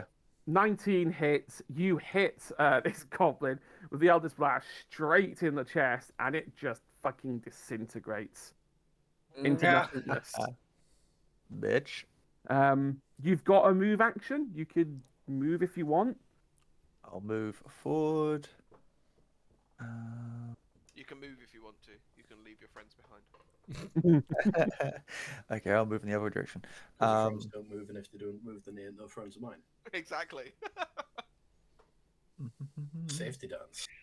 You do like pull out your bow and shoot in one turn and stay in one place. Is drawing, what's drawing? Is drawing an action or a... Wait, so I don't have my Mason Shield out, right? Drawing. Hang on. One I thing. thought drawing was implied if you're fucking charging straight at them, to be fair. Yeah. Okay, that's fine. yeah. It's if you change weapon. Are you gonna just charge us if we change your weapon out? Yeah. In terms of drawing, a standard bow you can draw and fire in the same action. Crossbows and firearms act slightly differently in that they need to be reloaded. So I can move and fire this turn then, yeah? Yes. Oh no. You can move 30 and fire. But It's where Underwood, everything's dead before Underwood even moves. I mean, I get an arrow off, and then I got to like wait 3 more turns until I can fucking fire again. Did Mikhail take damage? No, because it would be. Mikhail has taken 5 points of damage. So it would be a Move, fire, reload, fire, fire again. reload. so- Yeah, so it'd be like every other turn. No, you could shoot every turn. As long as you didn't move. Yeah. So, So but the think of first it. one- Think of it like a sniper in XCOM. Right. Yeah, move, fire. Then the next turn would be reload, fire. Fire. Yeah, you'll be fine. Yeah, you'll be fine. And there's a bow reload, longbow. A longbow is just automatic, Okay. like a short bow. Sweet. Oh, I've just realised I fired an arrow. So it's you, Malachi. What's No. 25 for speed? That means you can move 5 squares, not 6. Realised that's the same as the goblins. You Sorry, fuck. just a quick one, Blake. Yep. Is there any way of getting like an on-screen initiative counter, or is this just something that we're gonna have to like keep track of? That's why Blakeway's got an Excel sheet. I'm Well, I know you're tracking it keeping at the track of moment. I think Roll20 has an initiative Yes. counter. Yeah, it does somewhere. But I tried setting it up now just as we were rolling the speaker set up, and it was going, you need to add another turn. And I just thought, fuck this shit, I'm just going to use an Excel sheet list. You could just share your screen on initiative counter Yeah. on the Discord. Show us your secrets. Oh, if it's gonna be like a fuck on to do, it doesn't matter. I'll just keep track of it in my head. It's just if there's a way of getting it on screen. But I will look for the next encounter to try and get Oh. one set up. It'll be Gibbo first, then you, then Me. Coker, I think, yeah. It's Or Gibbons. Perry, Coker in that. Gibbons. It's Gibbons, Mikhail. Gibbons, Ivar, Perry, Goblins, Coker, me, McAlfee. Yes. Which we're waiting now for you, Underwood. Correct. I'm going to shift my fat ass down to here. And then I... Yep. 45, what's the distance on the crossbow? I'm guessing 45 is within range. 82. 45, I think, is in range. Yeah, that's not going to be a problem. Right, Yeah, that's easy. 80 is the short distance. Long distance is 320 or something like that. And then I'm just going to take a crack at that little bastard. Oh, He did. he is very much dead. Was Fucking- that 10 damage? Oh my god. You fire you fire the crossbow. The bolt flies through the air, straight through the head of this goblin, like straight through the skull, right through back the other side, and yeah, he is just flattened. I love how D&D Beyond told me this fight would be a medium difficulty fight. I am not trusting that fucking tool again. And then from the other See, side of Mikhail did take 5 damage. the other side of the woods, you just hear, was it? Right, so it is now Thorbin's turn. Can you move through a unit like that? Or do I have to go around? You can have move to go around without around. taking attack of opportunity. Yes. Okay. It's not And worth taking. I will fire on the goblin below Mikhail. Okay then, make your roll. Where's my character sheet? Was that Don't with roll a 1. disadvantage? 'cause Is there of any terrain? rules about shooting into combat? What I'm going to say is that if you shoot into combat where he's firing from now, he would be okay.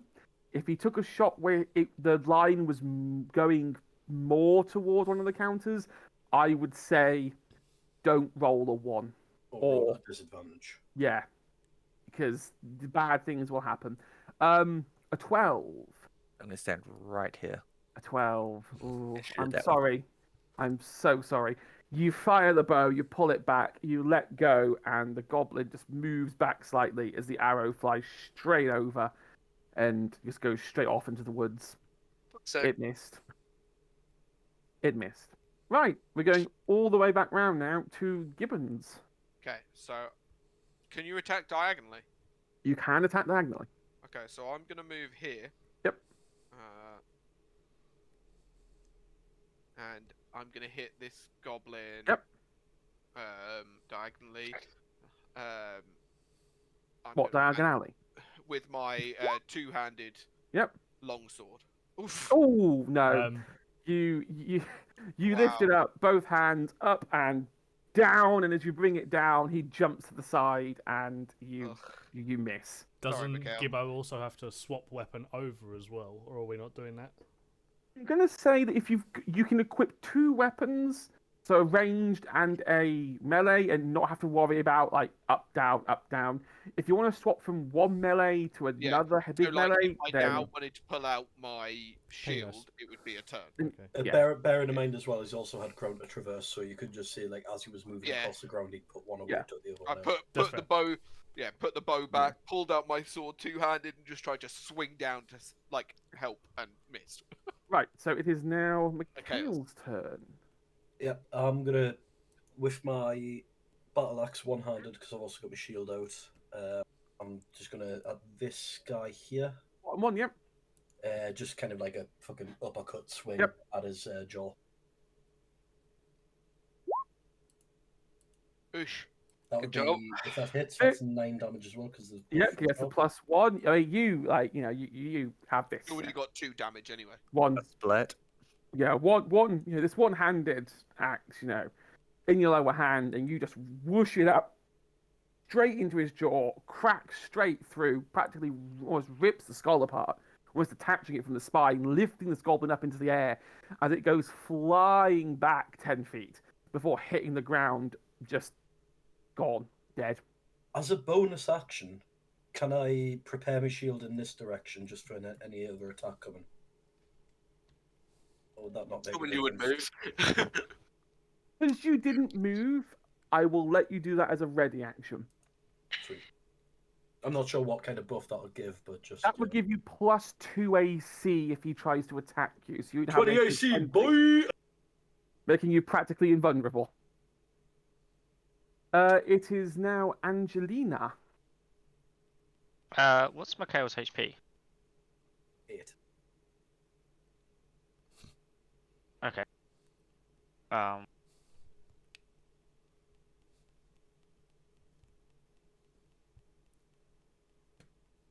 don't think I need to heal you, right? You're fine with 20 AC because you'll block the next turn in, right? Yeah, should be alright. I'm gonna cast Word of Radiance then. Word of Radiance. Each creature, you have to find word. Each creature chooses to limit must exit constant. I'll take 1. Radiant damage. Okay, so Constitution saving throw. So do I have to do anything? You don't. You attempted to roll a command for value, but no tokens are selected. Ugh, right, let's try this again then, shall we? There we go. Public roll. 16. Your spell save is 11. He saves it. He doesn't take any Well, dear. radiant damage. Okay, then I just pair my shield. You're going to repair your shield as well. I think my shield's already out, right? Yeah. Yeah. Okay. Right. So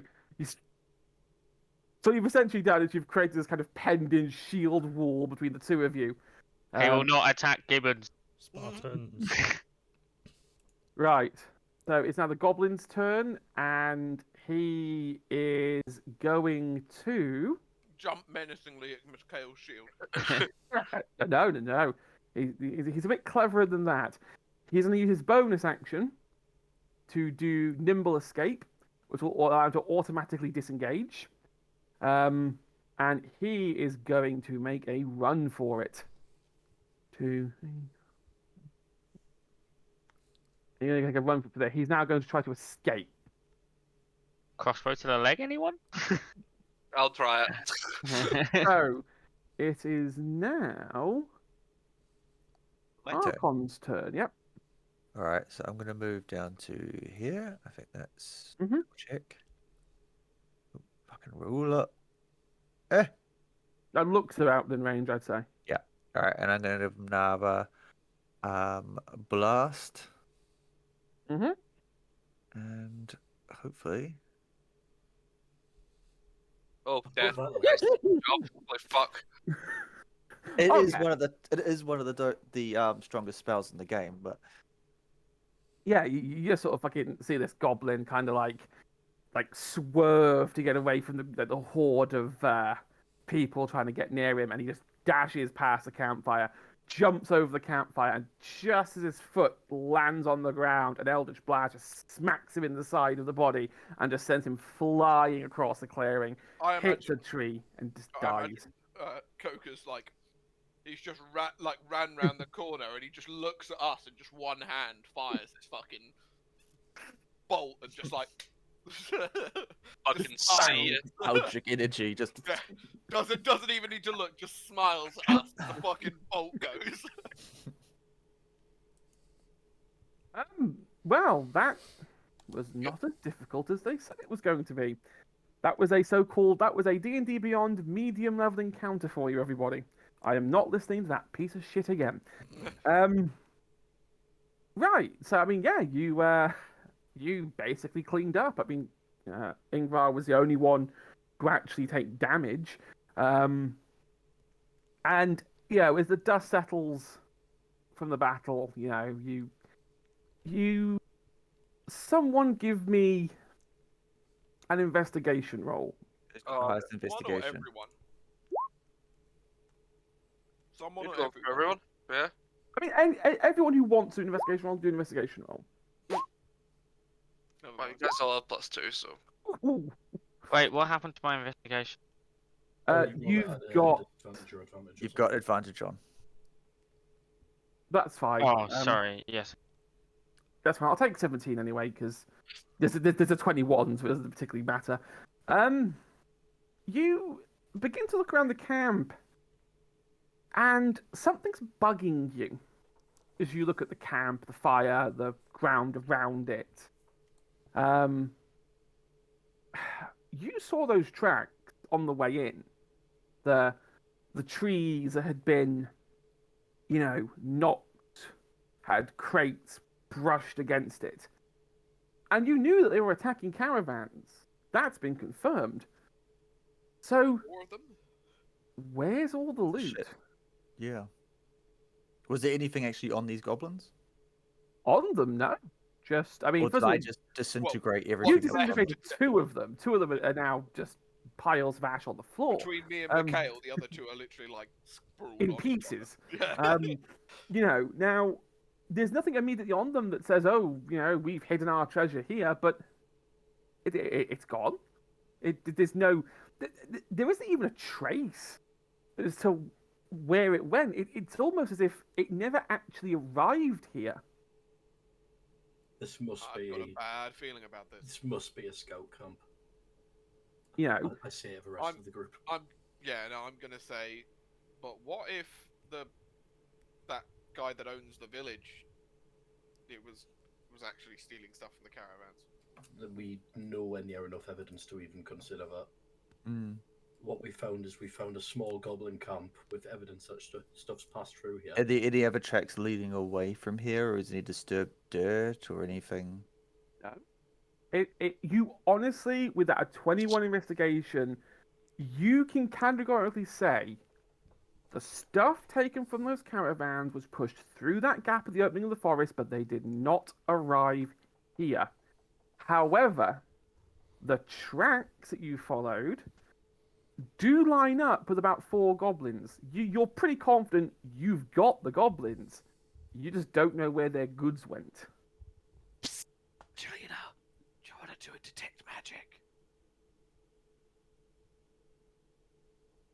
But goblins, though. I mean, Any insight check we can do on this sort of situation here? Try and find out some more. I'll throw a survival check in and just see if there's anything that we might have missed. On slightly different note, Underwood. Mm. Experience. Are we leveling up experience or milestone? Don't know why you asked me. And okay, Sorry, so you guys were 50-50 on whether it was going to be XP or milestone. So I've decided to lean for milestone because at least I can control the leveling in a bit more of a controlled way. But there will be you're not going to be symmetrical. If some of you work harder than others, you may hit your milestone before other people. That's fair. Now, And is gold counted in our encumbrance, in our weight, or is it? gold is not counted. Cool. Just because otherwise, I think you guys would be on the floor, screaming. On a 22 survival, you come to the same conclusion that Archeon did, but then something kind of comes back to you when you go back to that path further up. That path which split off into 4.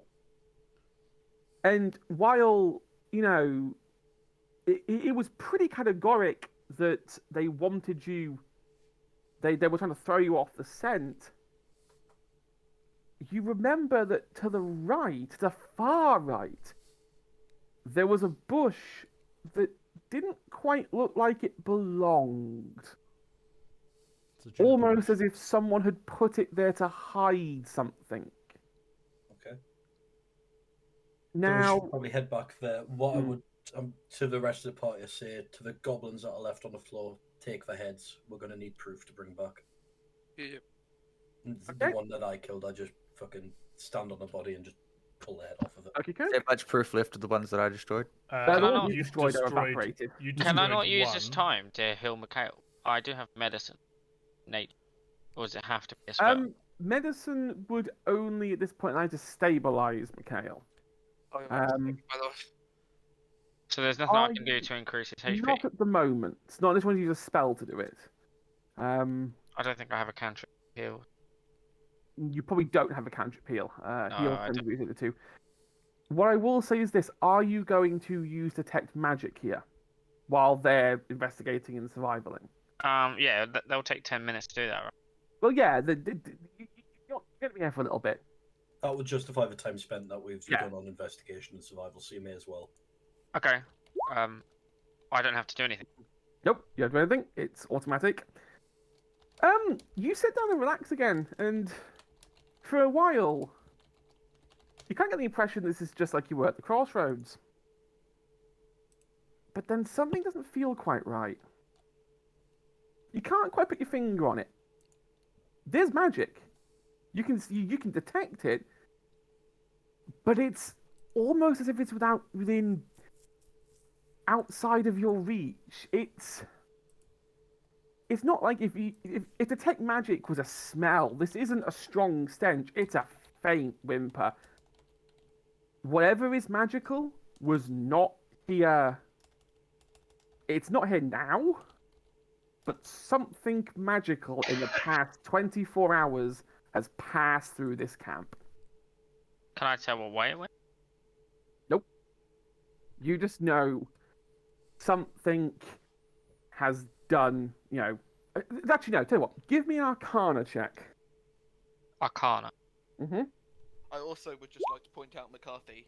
Doesn't Going even for a think personal legacy. goblins. Fucking called it. Okay. On a 13, you are not sure what magic has been used. You can Okay. pinpoint it Where was it? to a spot near the campfire, and just as you're going there on a 21 investigation and a 22 survival, you notice that the ground there, now that Angelina has pointed out the magic ends there, or originates from that point, you begin to So- notice the ground there. Can I tell the party? Yep. So obviously you're doing this. You're kind of doing this at the same time. So they're investigating. You're detecting magic. You'll go to this point. They'll kind of see you examining it. They'll come over to you. And while it's not immediately clear, and to the untrained eye, even a high investigative role, you wouldn't have noticed it. It almost looks like stuff was stacked here. But it isn't there anymore. And conveniently, the trace of magic, that faint whiff of magic you can detect, is coming from that exact same spot. Okay, I'm going to tell everyone about the magic. Get their idea. I will. Before I do anything Yep, else. I will let you do with that what you will. Can I grab Malachi and throw him at it? And Don't toss. You're Don't toss going the to have elf. to toss me. I mean, Don't I tell can't that, stop Eric. you. Malachi? Please don't. You'll end up breaking something. Okay, so I'm not going to repeat what you said. Basically, there's magic over here, So and the trail ends right. I just look. Wait. So where is it, Blake? I put a dot on the map. It is here. Okay. Can I? And obviously he's done detect magic. Yep. But has he felt the space? If that makes sense. Yes, this is where it ends, right here. So when Yeah, you Like, as in, have you ran into it? Like, it's is your not hand invisible. It's there? not invisible. Yeah, it's not Okay. invisible. He can sense that some magic was done here at this exact spot. Yeah. where the ground, now you've put 2 and 2 together for the investigation survival and the tech magic combined. Something was placed here, rectangular-like, and it's disappeared. Dig, maybe? Not there now. Can I Someone got a bag of Can I holding. do a check magic? Well, I can't do detect magic, but can I have a guess at the spell?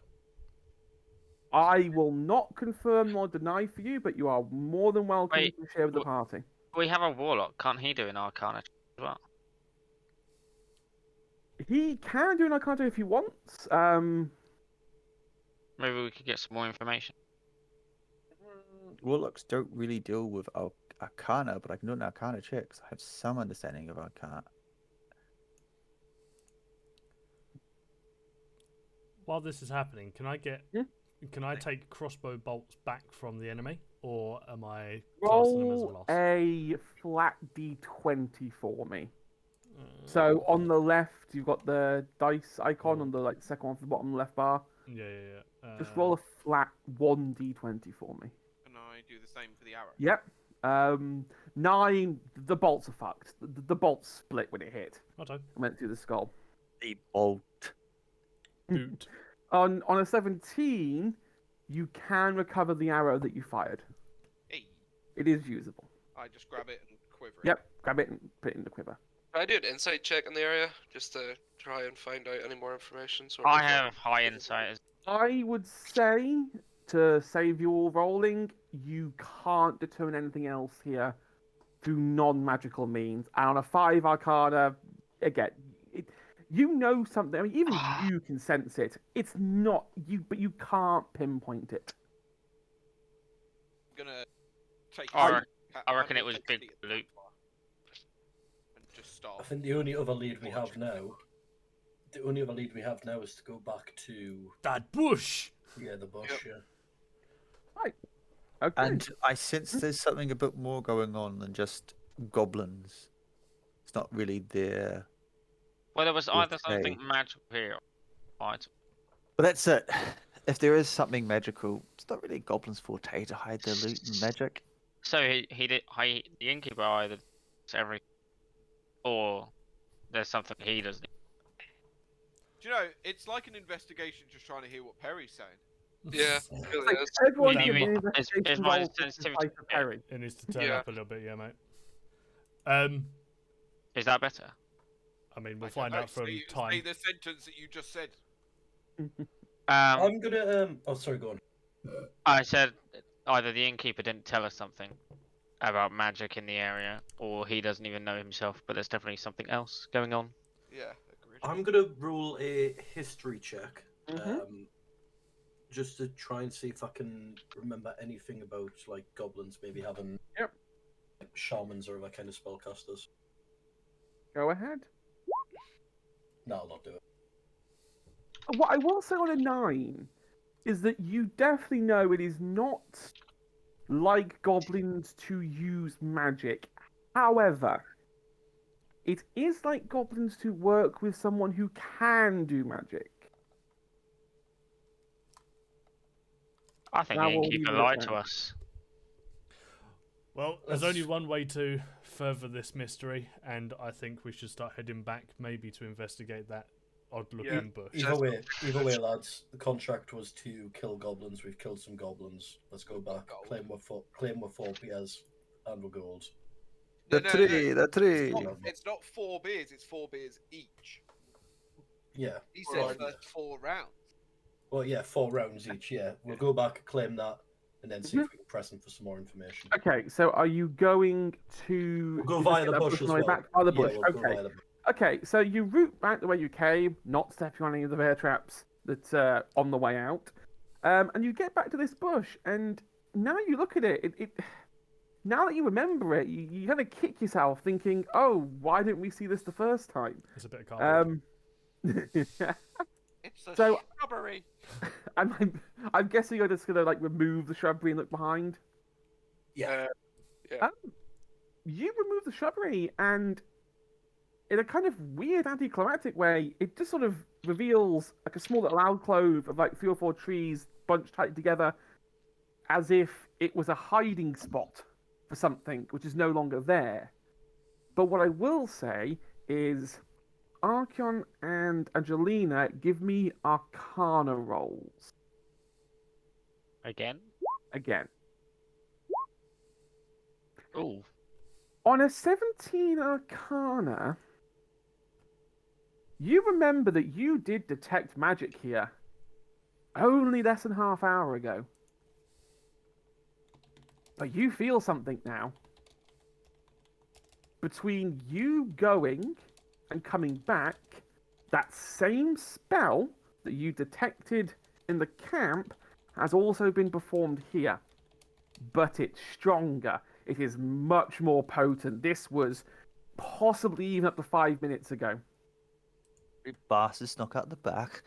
Wait, I have really high charisma. What do I do? Talk to him. I'm new at D&D. You're gonna have to. No, guide, I mean, there's guide no one me a there. little bit. No, there's no one there. Give me... Oh. Give me a second Arcana.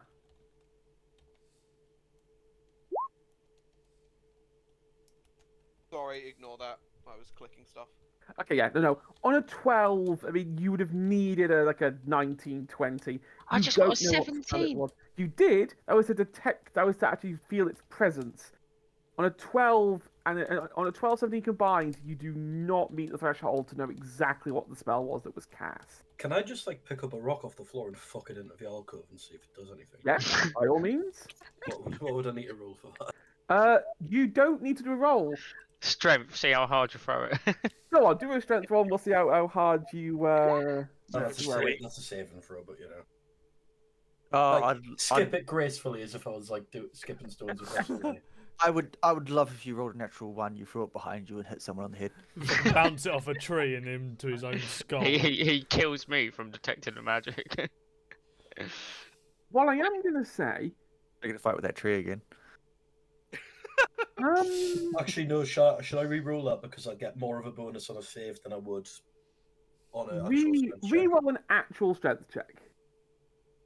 It's the first strength I saw, so That's fine. So, what I'm gonna say, Archeon, give me an Arcana check. Oh my god. Okay. I mean, you all think that Ingvar's just shooting at straws here. Who the fuck would throw a rock at an alcove?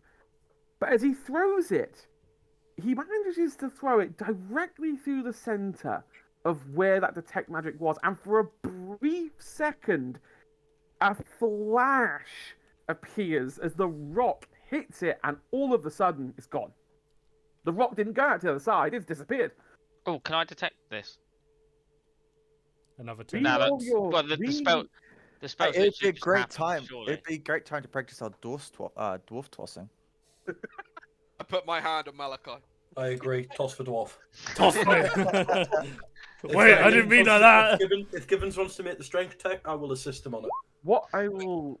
Do you know what, guys? I'll bless you both and give you what D4s on it. What I'm gonna do is at least take my axe in hand and crossbow one back. Okay. We are throwing Malachi into... But Gibbons, I'm assisting you, so you should get advantage on that. And if he's casting bless, it's a +4 on the result as well. So Can we do advantage? I'm casting bless on both of you. Doing an advantage strength then? You get an extra. You get to roll a D4 on top of the 16. I really roll a don't... D4 and roll a D4. I'm Now roll fucking D4. going to the moon, boys. We're fucking treating him like a Yeah, JMA stock. just 21. I just grab him and just see him. Just Oh. yeet. What I would say is because you're being assisted, both of you guys grab on one side of the each. And just Just kind of fucking, An arm and a leg. just fucking shuggy boat him. Like, while they're doing that, by the way, can I just do a survival check and look for some footprints or insight or whatever you want? We will get to that. Let me resolve this first. So, fucking Ingvar and Sorry. Ingvar and Terra just grab this dwarf, lift Malachi up, and just toss him towards the center of this mysterious thing. And I need you. Underwood, Here I comes the need you to make- acrobatics. I need to make no. I need to make 3 saving throws for me. Oh, I need a wisdom, a dexterity, and a constitution. This is where we killed the dwarf. Just everything doing on the right lads. Me Jesus. and Mikhail will never look at dwarfs the same way. I can't believe I used a spell slot to help this. What was it? Constitution, wisdom, and Do wisdom first, because we'll do wisdom first. oof. So he's smart enough to let us do it. That's not a saving throw. Saving throw. Oh, Go That's roll. not saving. That's just how- wisdom. How did you do So on the saving right, throws? there's a box that says saving throws. To Uh, the just to the right of the stats. Oh yeah. Sorry. so What was it? wisdom- Wisdom. Oh, it's Wisdom probably- first. There we go. Oh, 13. Okay. Hey! Then do me a dexterity. Let's be a land. Oh, Hey! I'm a fucking You- acrobat. Constitution. Okay, I will. No, you only do on a 18. You'll be safe from Constitution. Beautiful. So if you the get dwarf off, crossing is the win. He you, basically flies through it, does a forward somersault, lands, and like stands like a gymnast waiting for his score. It was like a fucking superhero land. Waiting for the 20s. This was I a format. am. Give Mikhail, me we just a- look at each other and cheer and just ah. We just fucking fist bump. Yeah, Right. Right. and it Another- is the landing. Another high five out of nowhere. Yeah.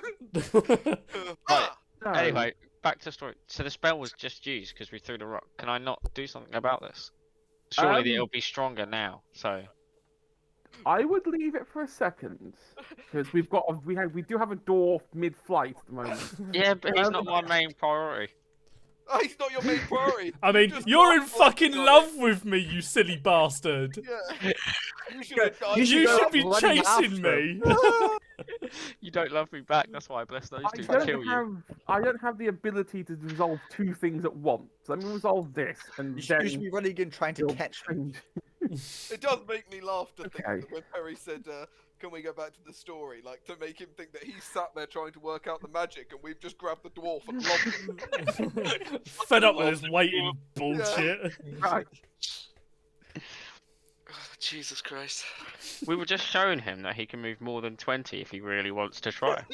So, 5 Oh, spaces music. right. This. Oh no, we killed the As- dwarf. as Fucking Malachi beholder comes out. hit this point in space, it feels as if you're being sucked through a tunnel. And Good for you. the other side of this, you can see a dark cavern. I've got dark You vision. can't. Ah. You can't. Your dark vision helps. You can see in black and white, but you cannot make out anything of use How- here. How far You- away is Malachi Yeah. from us? Is He's he about- in range of me and Mikhail grabbing a foot? He Like, is Stopped in within. midair, or is he moving? Is he within he- 30 yards? Well, he went through the magic Let- right, let so he Blake had to have wait. gone that way. Right, let Blake wait finish. Come on. So, at the moment, it's weird because you're seeing this in slow motion, Malachi. What's actually happening is you're just flying through the air. But as you're flying through, they can't see it, but you can see it. They can't see the hole expanding, but you feel like it is. And in this gaping maw of black, you can see these hooded, tall figures, pointy ears coming out of the side, surrounding what looks like this small elven lady. 2 of them holding daggers in their hands.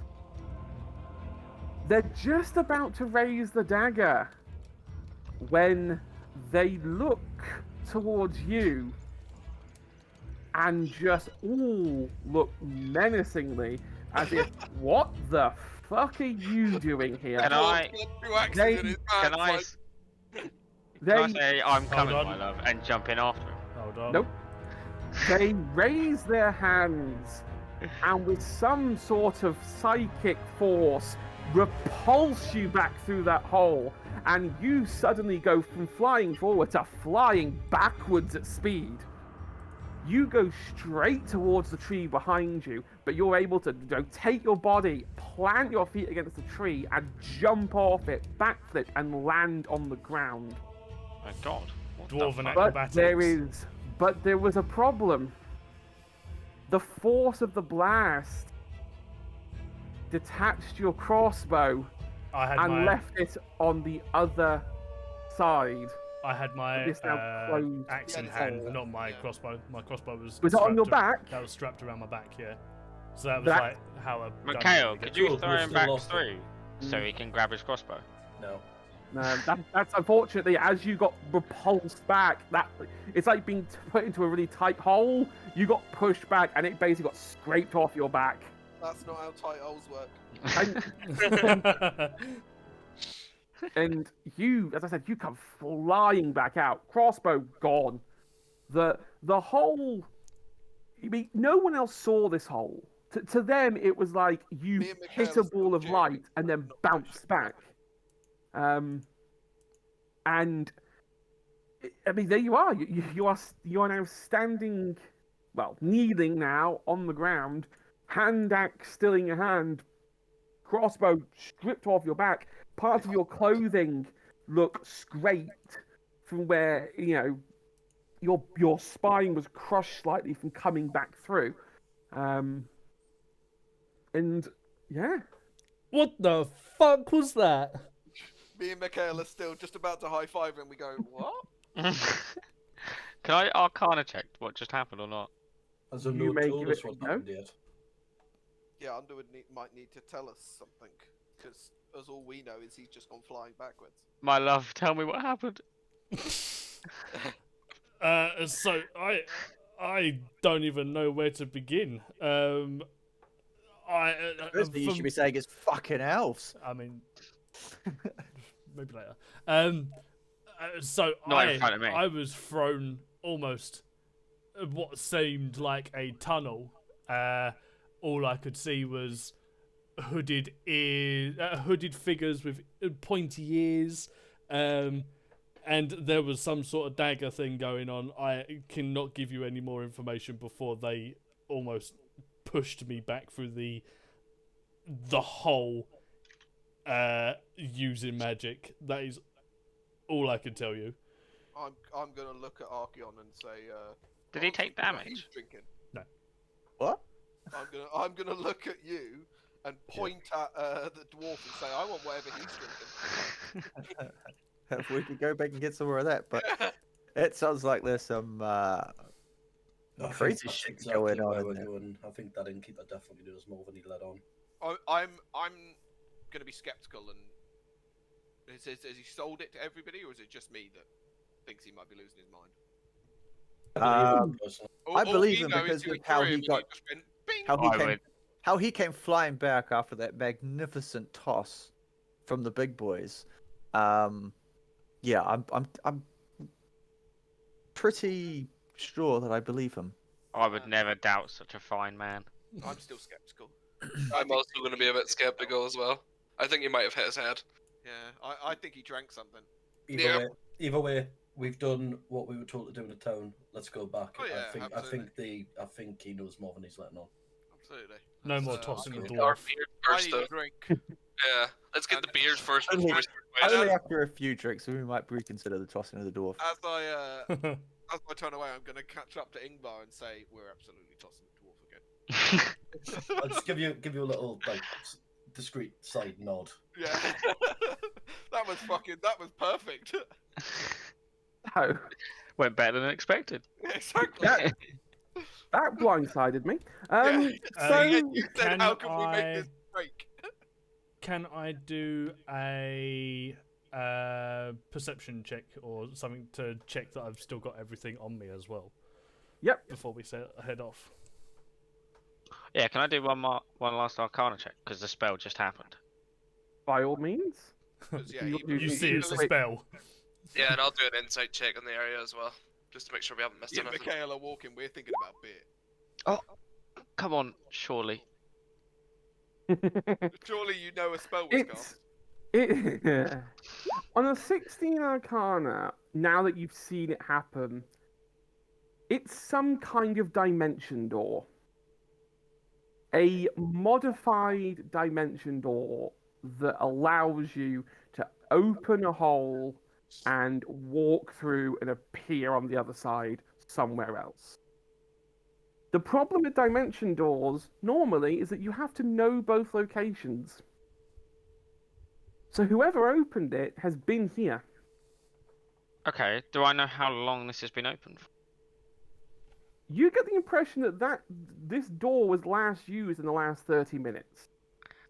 Otherwise, been we lied would to. throw the door through it. Okay, so obviously I tell the party this, and I tell them we've been lied to. There's Sweet. no way a goblin would ever be capable of that. On a 15 insight, you don't really notice anything extra beyond what everyone else has found. There's no extra tracks. There's nothing to suggest that another group of people have been here. Whoever did this did a very good job of covering their track. Either way, let's go beat up an innkeeper. I'm still gonna be skeptical because I'm like, well, he's in love with her, so. Can I not persuade him? You I can mean, try. if you want to do a opposed persuasion check. Oh, I basically just got my tits out. hey, I believe him. Whatever he says. Okay, so I'm guessing you're all gonna regroup, go back to the town. Can I Yeah, check otherwise my yeah. persons? Oh, yeah, he was gonna first? Oh yeah, you want to take your persons. Give me a quick perception check. I fucking swear if I get him a nat. Oh, Don't even know that you're wearing shoes. I mean, Clues. What are clues? you know you've lost your crossbow. That's obvious. As you pat yourself and begin to look at everything else in your body, everything else seems there. They stole his Crocs. No, shoes are there, can have clothes are there. The back of his arm was slightly damaged, like the crossbow scraping off rather than being detached. Has, done a bit of a nasty scrape to the back of his armor, but nothing that would be compromising or, deadly in the long run. Unfortunately. So he wasn't probed. He wasn't probed, no. with Entirely yours. with that, I basically tried to go back into the hole for the crossbow.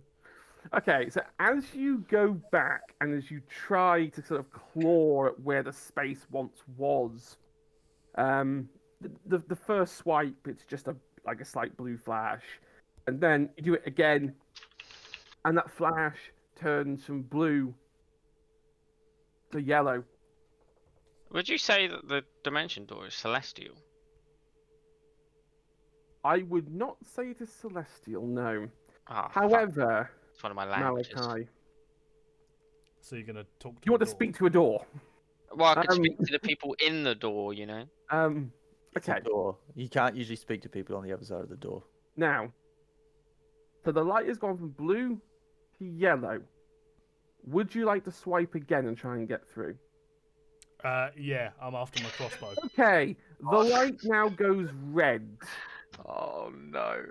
Get Dark. back now. Would you like to swipe one more time? Yes. Can I grab him to stop him doing it? I see the door go red. I'm just gonna get my shield and my axe out ready, just in case. Yeah, a little whip out my bow Okay. now. As you slash for the final time, No, To I want try to and grab get him this- to stop him. I will say this. Stop. You slash, all of a sudden, it starts to pulsate. White, red, white, red, white, red, white, red, white, red. Just as you're trying another swipe, Angelina grabs you and tries to pull you back. So, this is how I'm going to do it. Angelina, I want you to give me a dexterity check first to see if you actually can help. Well, I've got a minus That one, so dexterity. good luck. God. Blakeway, Quick Oh. question on Go on. roll 20. Yep. How do I remove something I've added into weapons by accident? What have you added by accident? Should be able to delete A it. blank space and a throwing knife. That I didn't do. If you click on the padlock, Yeah. click on that, and it should Oh, bring up okay. with ability to delete them. You could just There go you go. buy a throwing knife when we get back to town. To see Oh, if you I haven't plan done it. to, but that's why I was looking at it. Full team with a -1 is a fucking good roll. On a 14 on -1, you were able to grab him by the scruff of the neck, which is great. Not my first time. Unfortunately, that now also puts you in range That's of fine. the blast. I hold. I now I'm gonna hold need- my shield up in front of both of us. I now need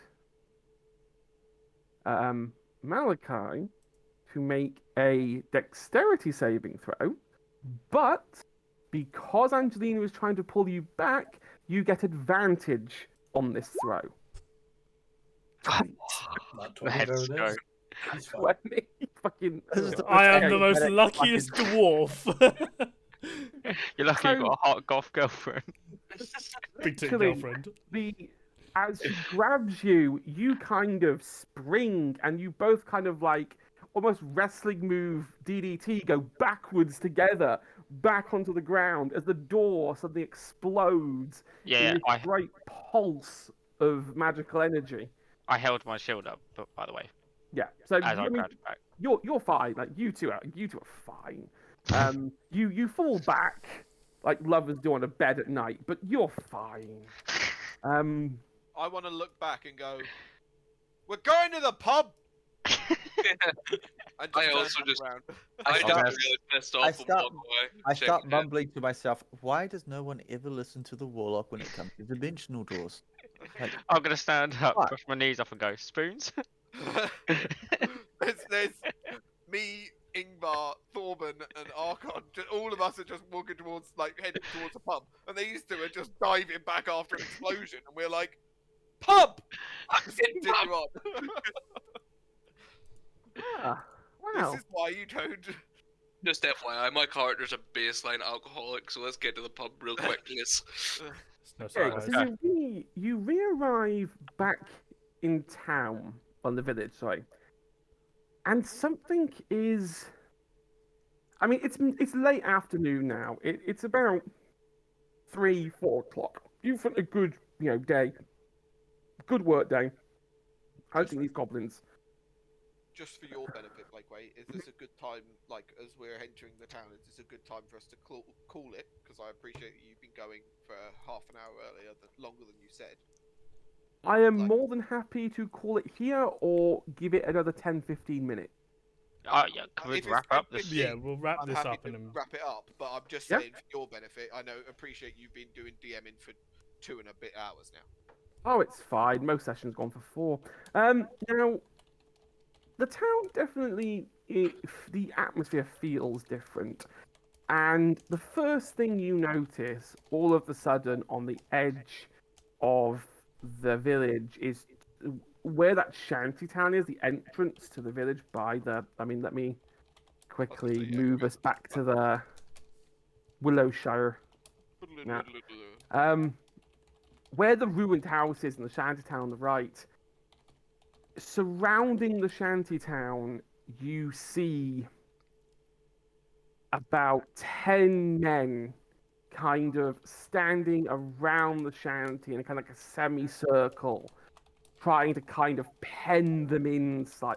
Almost if they're trying to crowd control. And you see these guys are wearing red coats, they have got muskets up, pointing well above their heads. And they're clearly trying to intimidate whoever is in this tiny, this tiny hovel. And it's a bit of a distance from you. Like, you'd have to go out of your way to go over there, but it's just something you see in the corner of your eye as you're heading towards the inn.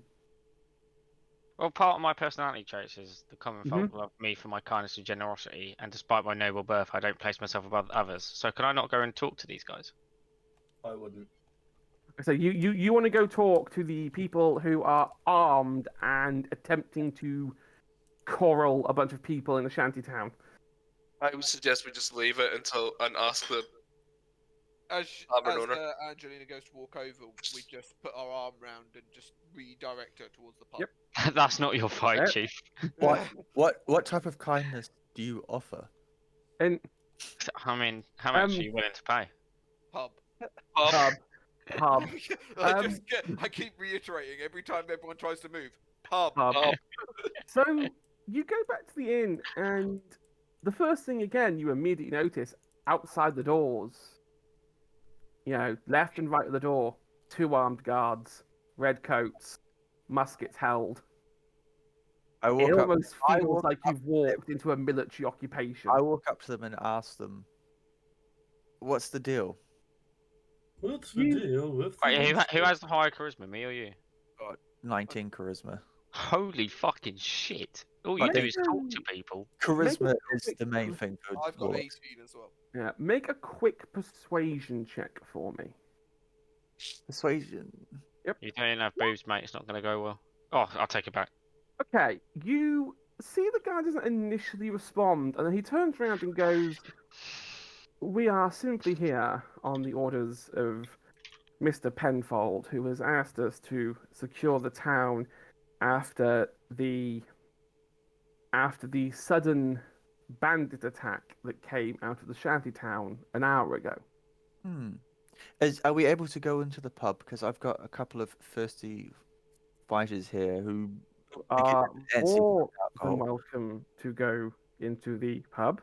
I would just ask that you do not cause trouble. We have not fired these muskets in over a year, and we don't intend to use them tonight. We're not here for any trouble. We're just here for a good drink. We're owed one anyway. The barkeep owes us a few drinks. As So soon as I hear him say you can go to the pub, I'm going to do the fonts and just go, hey! Yeah. It's because we if we hear that, we just walk straight past the guards and quit. we don't need to listen to the rest. We were already walking in the moment he said yes. starting to hear about this bandit attack at the shanty town. But if you need any extra help, my bodyguards here are more than willing to lend a hand. But by all means, when you get off, come have a drink with us for being such fine, upstanding guardians of this town. While I appreciate that, I do not think Mr. Penfold would appreciate us fraternizing with the locals. I'm sure we're not locals. I'm sorry, my dear friend. We're We're travelers. I happen to be a Tiefling.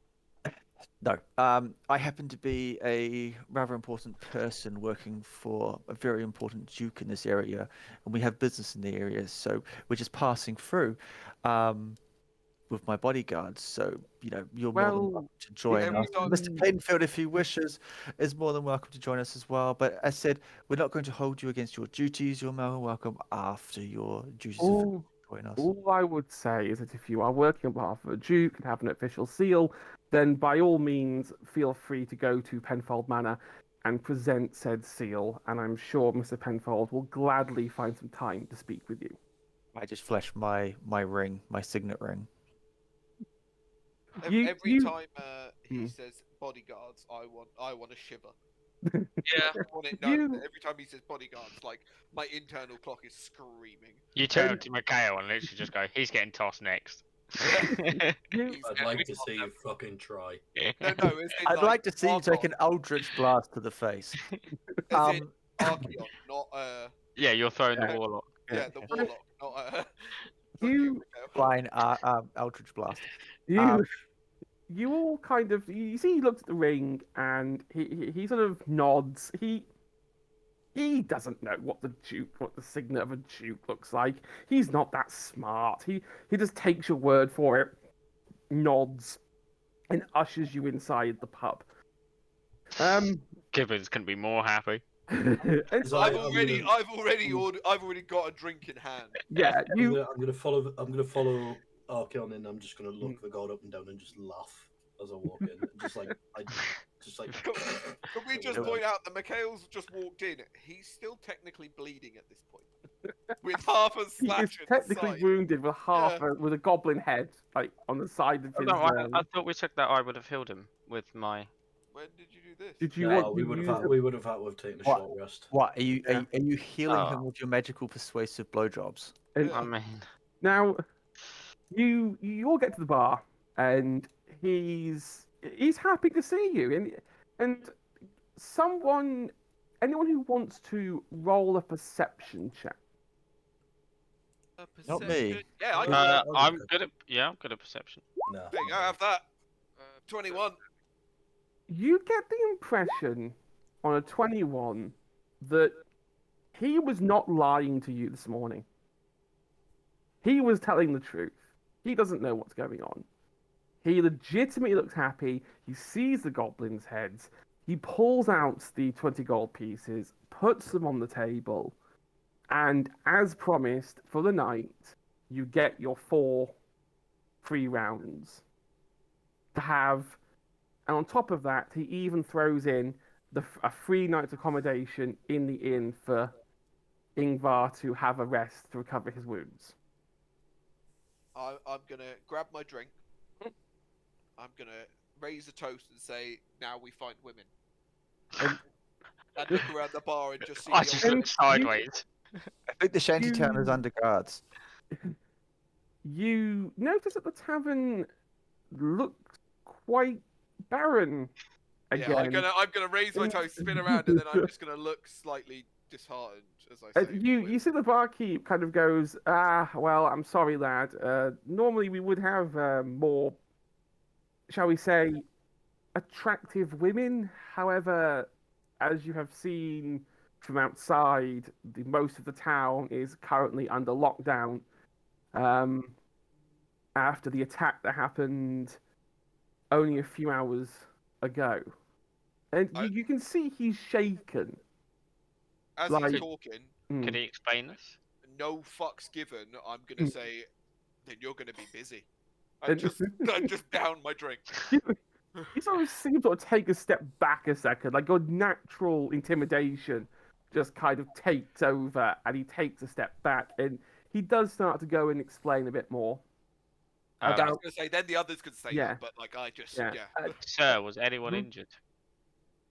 There were a few injuries. The smith. Could you lead me to them?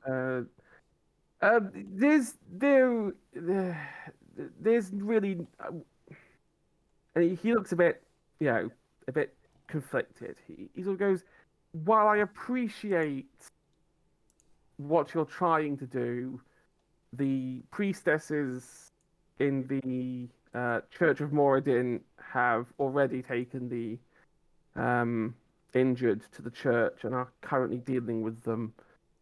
You've just come back from an adventure yourself. I would recommend you get some rest. As for the attack, no one. It's still pretty raw. Who attacked? Investigator Hartman is still looking into precisely what happened, interviewing people and trying to figure out like the timeline of events. That's why the shantytown is currently on lockdown. They came from what appeared, at least from our point of view, they came from the shantytown and tried to rush into the town center, into the village center. Sorry, about 15 of them, and one of them, however, was I could see it from the window. While they were all bandits, one of them was wearing a black hooded cloak. Like black hooded, it could have been a robe or not a cloak. I'm not entirely sure. I just saw everyone else wearing these ragtag, frankly horrific clothes, but one of them stood out. They looked like they didn't belong. And I saw him or her. I couldn't see who it was. the fighting started in the town. The smith, Jasper, jumped out with a knife and stabbed one of the bandits in the back of the neck, and a commotion started. And then there was a flash of light, and this guy or this figure had disappeared. While I appreciate that, I know that you are about to probably ask if you can help, I would say it is probably not wise to obstruct or interfere with Mr. Penfold's men while they are investigating. However, in the morning, I see no reason why you couldn't go and find out what the facts are. As he Mr. says that, Mhm. I'm going to grab the drink, slide it across to Angelina and say, "Not your fight," and go back to my drink. In the meantime, I do have some questions about what you've just had us go out and do. By all means, ask away. Surely, if the goblins were a problem for the whole town, it wouldn't have been your responsibility to put the notice up. Who told you to do that? So, as the inn is kind of the central part of the village, I tend to coordinate all the travelers that come through. The bounty on the goblins was set by Mr. Penfold. He wanted the problem dealing with. Several of his shipments hadn't gone through. They'd been intercepted. And he wanted it dealt with, but he didn't necessarily want to dispatch his musket men into the forest, because in his words it would be a waste of a gun I don't believe in a that. crowded area. Yeah, I don't believe it either. I believe you. Yeah, I don't believe I think what you've been told. You told us, but we found 4 goblins, and now yes, I got hit, but I got careless. Well, I think heavily armed guards wouldn't have had an issue with that, so I believe. I think we should rest. I think we should rest and speak to Mr. Penfold. I think so as well. And I think that will be the perfect point to cut it for session 1. Yep. So you go upstairs. It's time to go night. You have your drink. You go up late into the night, and we will continue next Tuesday in the morning. Order a quick round of Yield Jaeger bombs to finish tonight. Oh, So 3 for a tenner. Constitution check. It's Skittle bombs at the spoons. Before Constitution check to see if you die or not.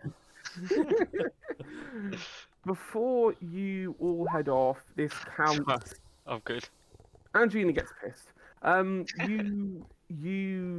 is going to count as a long rest, so you can go ahead and re-put your hit points back to maximum. Sweet. Well, it's only me and Mikhail anyway. Yeah, you guys can go back to being full health points again. And if you use any spell slots, as I don't think you did. I did. I blessed the throw of the dwarf. You get your spell slot back, so you're now back to 2. Okay, thanks. So, but yes, we will carry on next Tuesday. I need you to read my. I will read your. Excuse me. I will read your. Make it like 5 minutes if you've got it. Yeah. If you haven't, don't worry. I also will- sent my story in Discord. Yeah. I was going to say, Blake, for future reference, so communicating with my patron. So do you know much about Horus Heresy? I am going to say no, because saying yes would be stupid. Okay, so I was going to say, because the way that the Cabal communicate, so he contacts me through any reflective surface. So he could contact me through a mirror, or he could even contact me through still water, or even like what happened Eyes. in one of the episodes when he tried to contact him through his jug of beer. Okay, Beer. that's fine. I will bear that in mind. Now that I know that, I think I know how I'm going to work you in. I have a work in for that. But yeah, we'll pick up tomorrow. Not tomorrow. We'll pick up next Tuesday. I will have a new schedule poll up probably tonight, maybe tomorrow morning, afternoonish. I mean, is anybody not able to do 8 o'clock next Tuesday? No, I can. I'm sound. Yeah, I'm down. Right, I'm here. There you go, Yeah. Blackway. Right, that's fine. I will put the scheduling anyway, just because that way it pings everyone. Just to remind everyone. Did we miss anyone tonight? No, We Duffy did is a no. not. Duffy is a no, and eventually we got everyone in. Yeah, So- sorry, that was my bad. It I was also late, but I was a maybe anyway. Yeah. Remember, Perry. It's at 8 o'clock. Yeah, they started the match.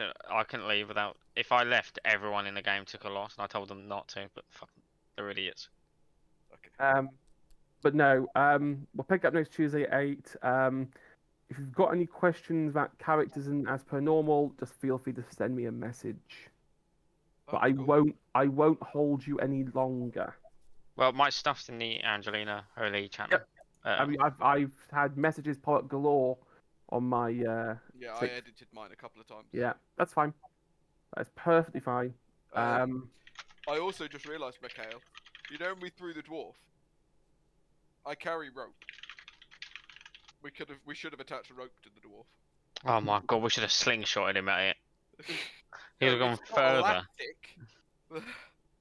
But yeah, I carry rope. So Yeah, But, but I think the moment got to us. We weren't thinking. We were just wanted We to just throw wanted that to dwarf. At this Dwarf, point, we were just launching a dwarf at a door. Well, we And were it- launching a Oh, dwarf into a forest from what you guys saw, and then I came back from the forest. You're sat there working away, trying to find out what's going on magic-wise, and we saw Mikhail throw a rock. The rock went through. We went meh, picked up the dwarf and lobbed him. Let's try something bigger. With just enough time for you to duck as the dwarf flew over your head. I will admit that was the biggest curveball I could have seen coming. I'll be honest, I was hoping that Underwood would fail the deck save and I could just have him face plant the alcove on the other side and go, nothing happened, but then he rolled a high wisdom, a fairly good wisdom, and a really good dexterity, and was like, oh, I've got to do something now. I was very glad that we didn't kill the dwarf, but at the same time, I wasn't glad we didn't kill the dwarf. I was very torn. Like, I slid in Either front way, of it would have been a great result. either I way, it would slid be in bad. front of him, holding my shield up. I would never let him die. Yeah, we know. But Day one, Underwood's already rolling a new character. you I could said have I'd never let him die, but I buffed the fucking roll to kill him.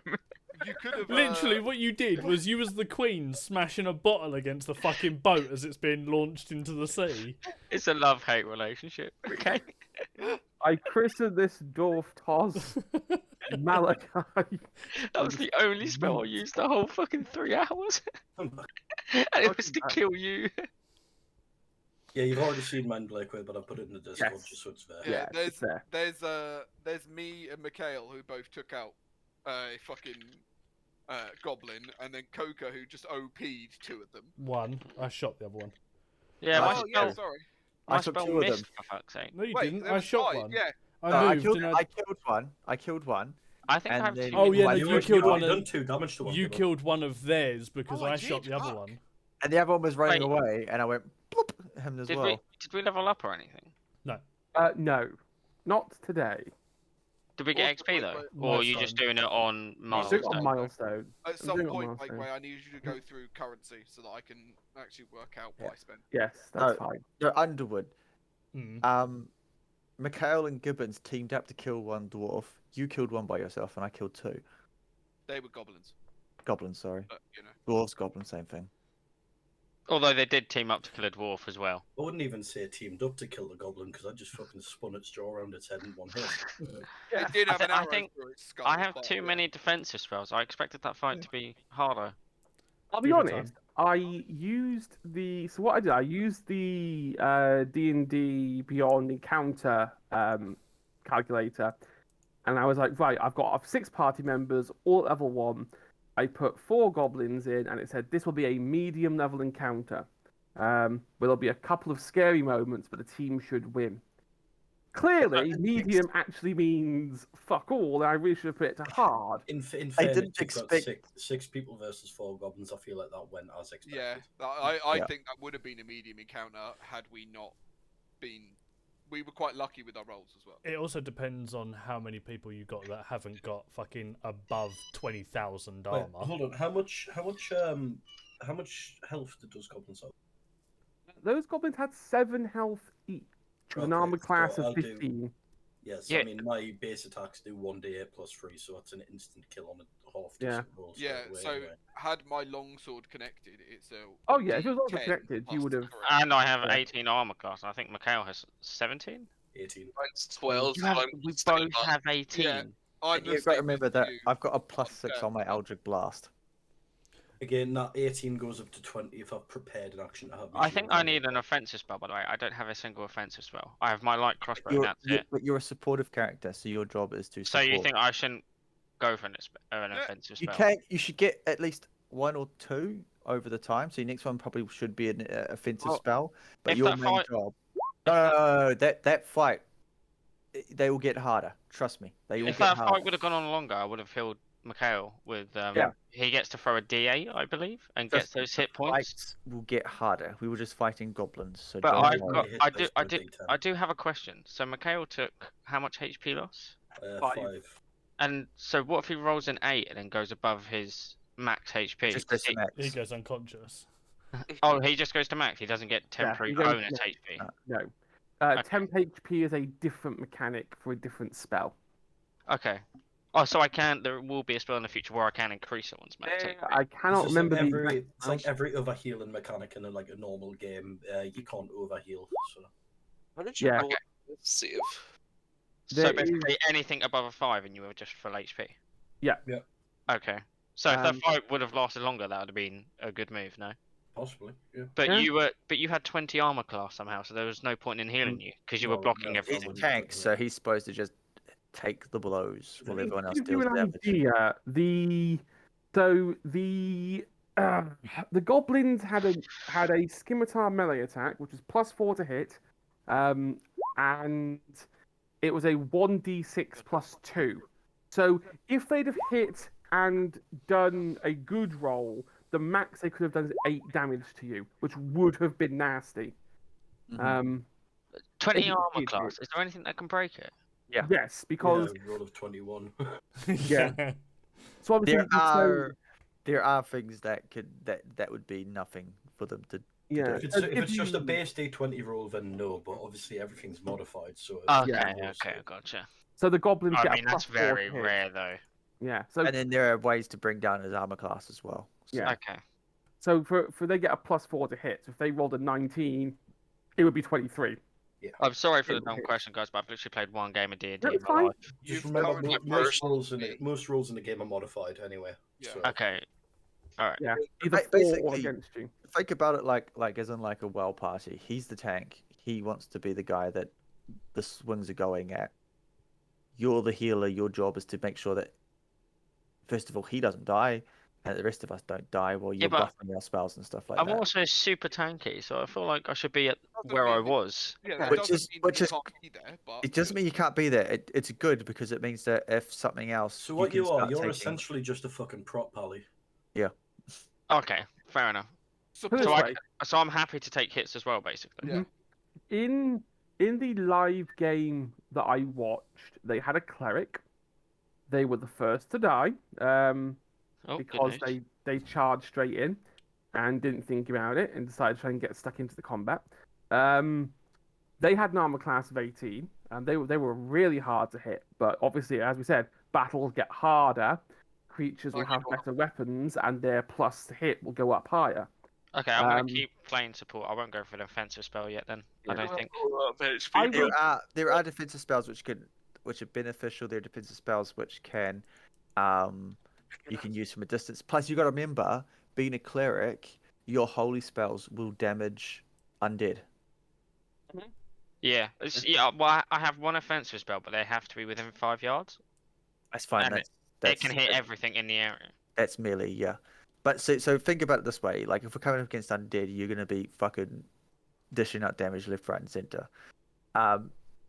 There are things later on in the game that you'll be able to get. So you want to chuck in a couple of offensive spells, just clutch spells in case if you get like isolated or anything like that. Yeah, I guess that makes I sense. mean, to be fair, I'm But looking. I do have a mace, shield, light crossbow. You can use the mace. Definitely swing the mace around. But I have barely any strength. Doesn't it go off strength? No, It just rolls off the mace. it just rolls off the mace. Yeah. So your mace is if I just have It's open your- 8 plus 2, I think. Yeah, so it's +2 to attack, and modifier. it's 1d6. Okay. If But- I roll that for you, Most of my spells There you go. are give other players who are willing an extra D4 roll. so Bless gives them extra d4 roll if they want it. No, that's the blessed one is 3 characters of my 3 choice. characters, yes. Yeah. But the cantrip is just a player that's willing.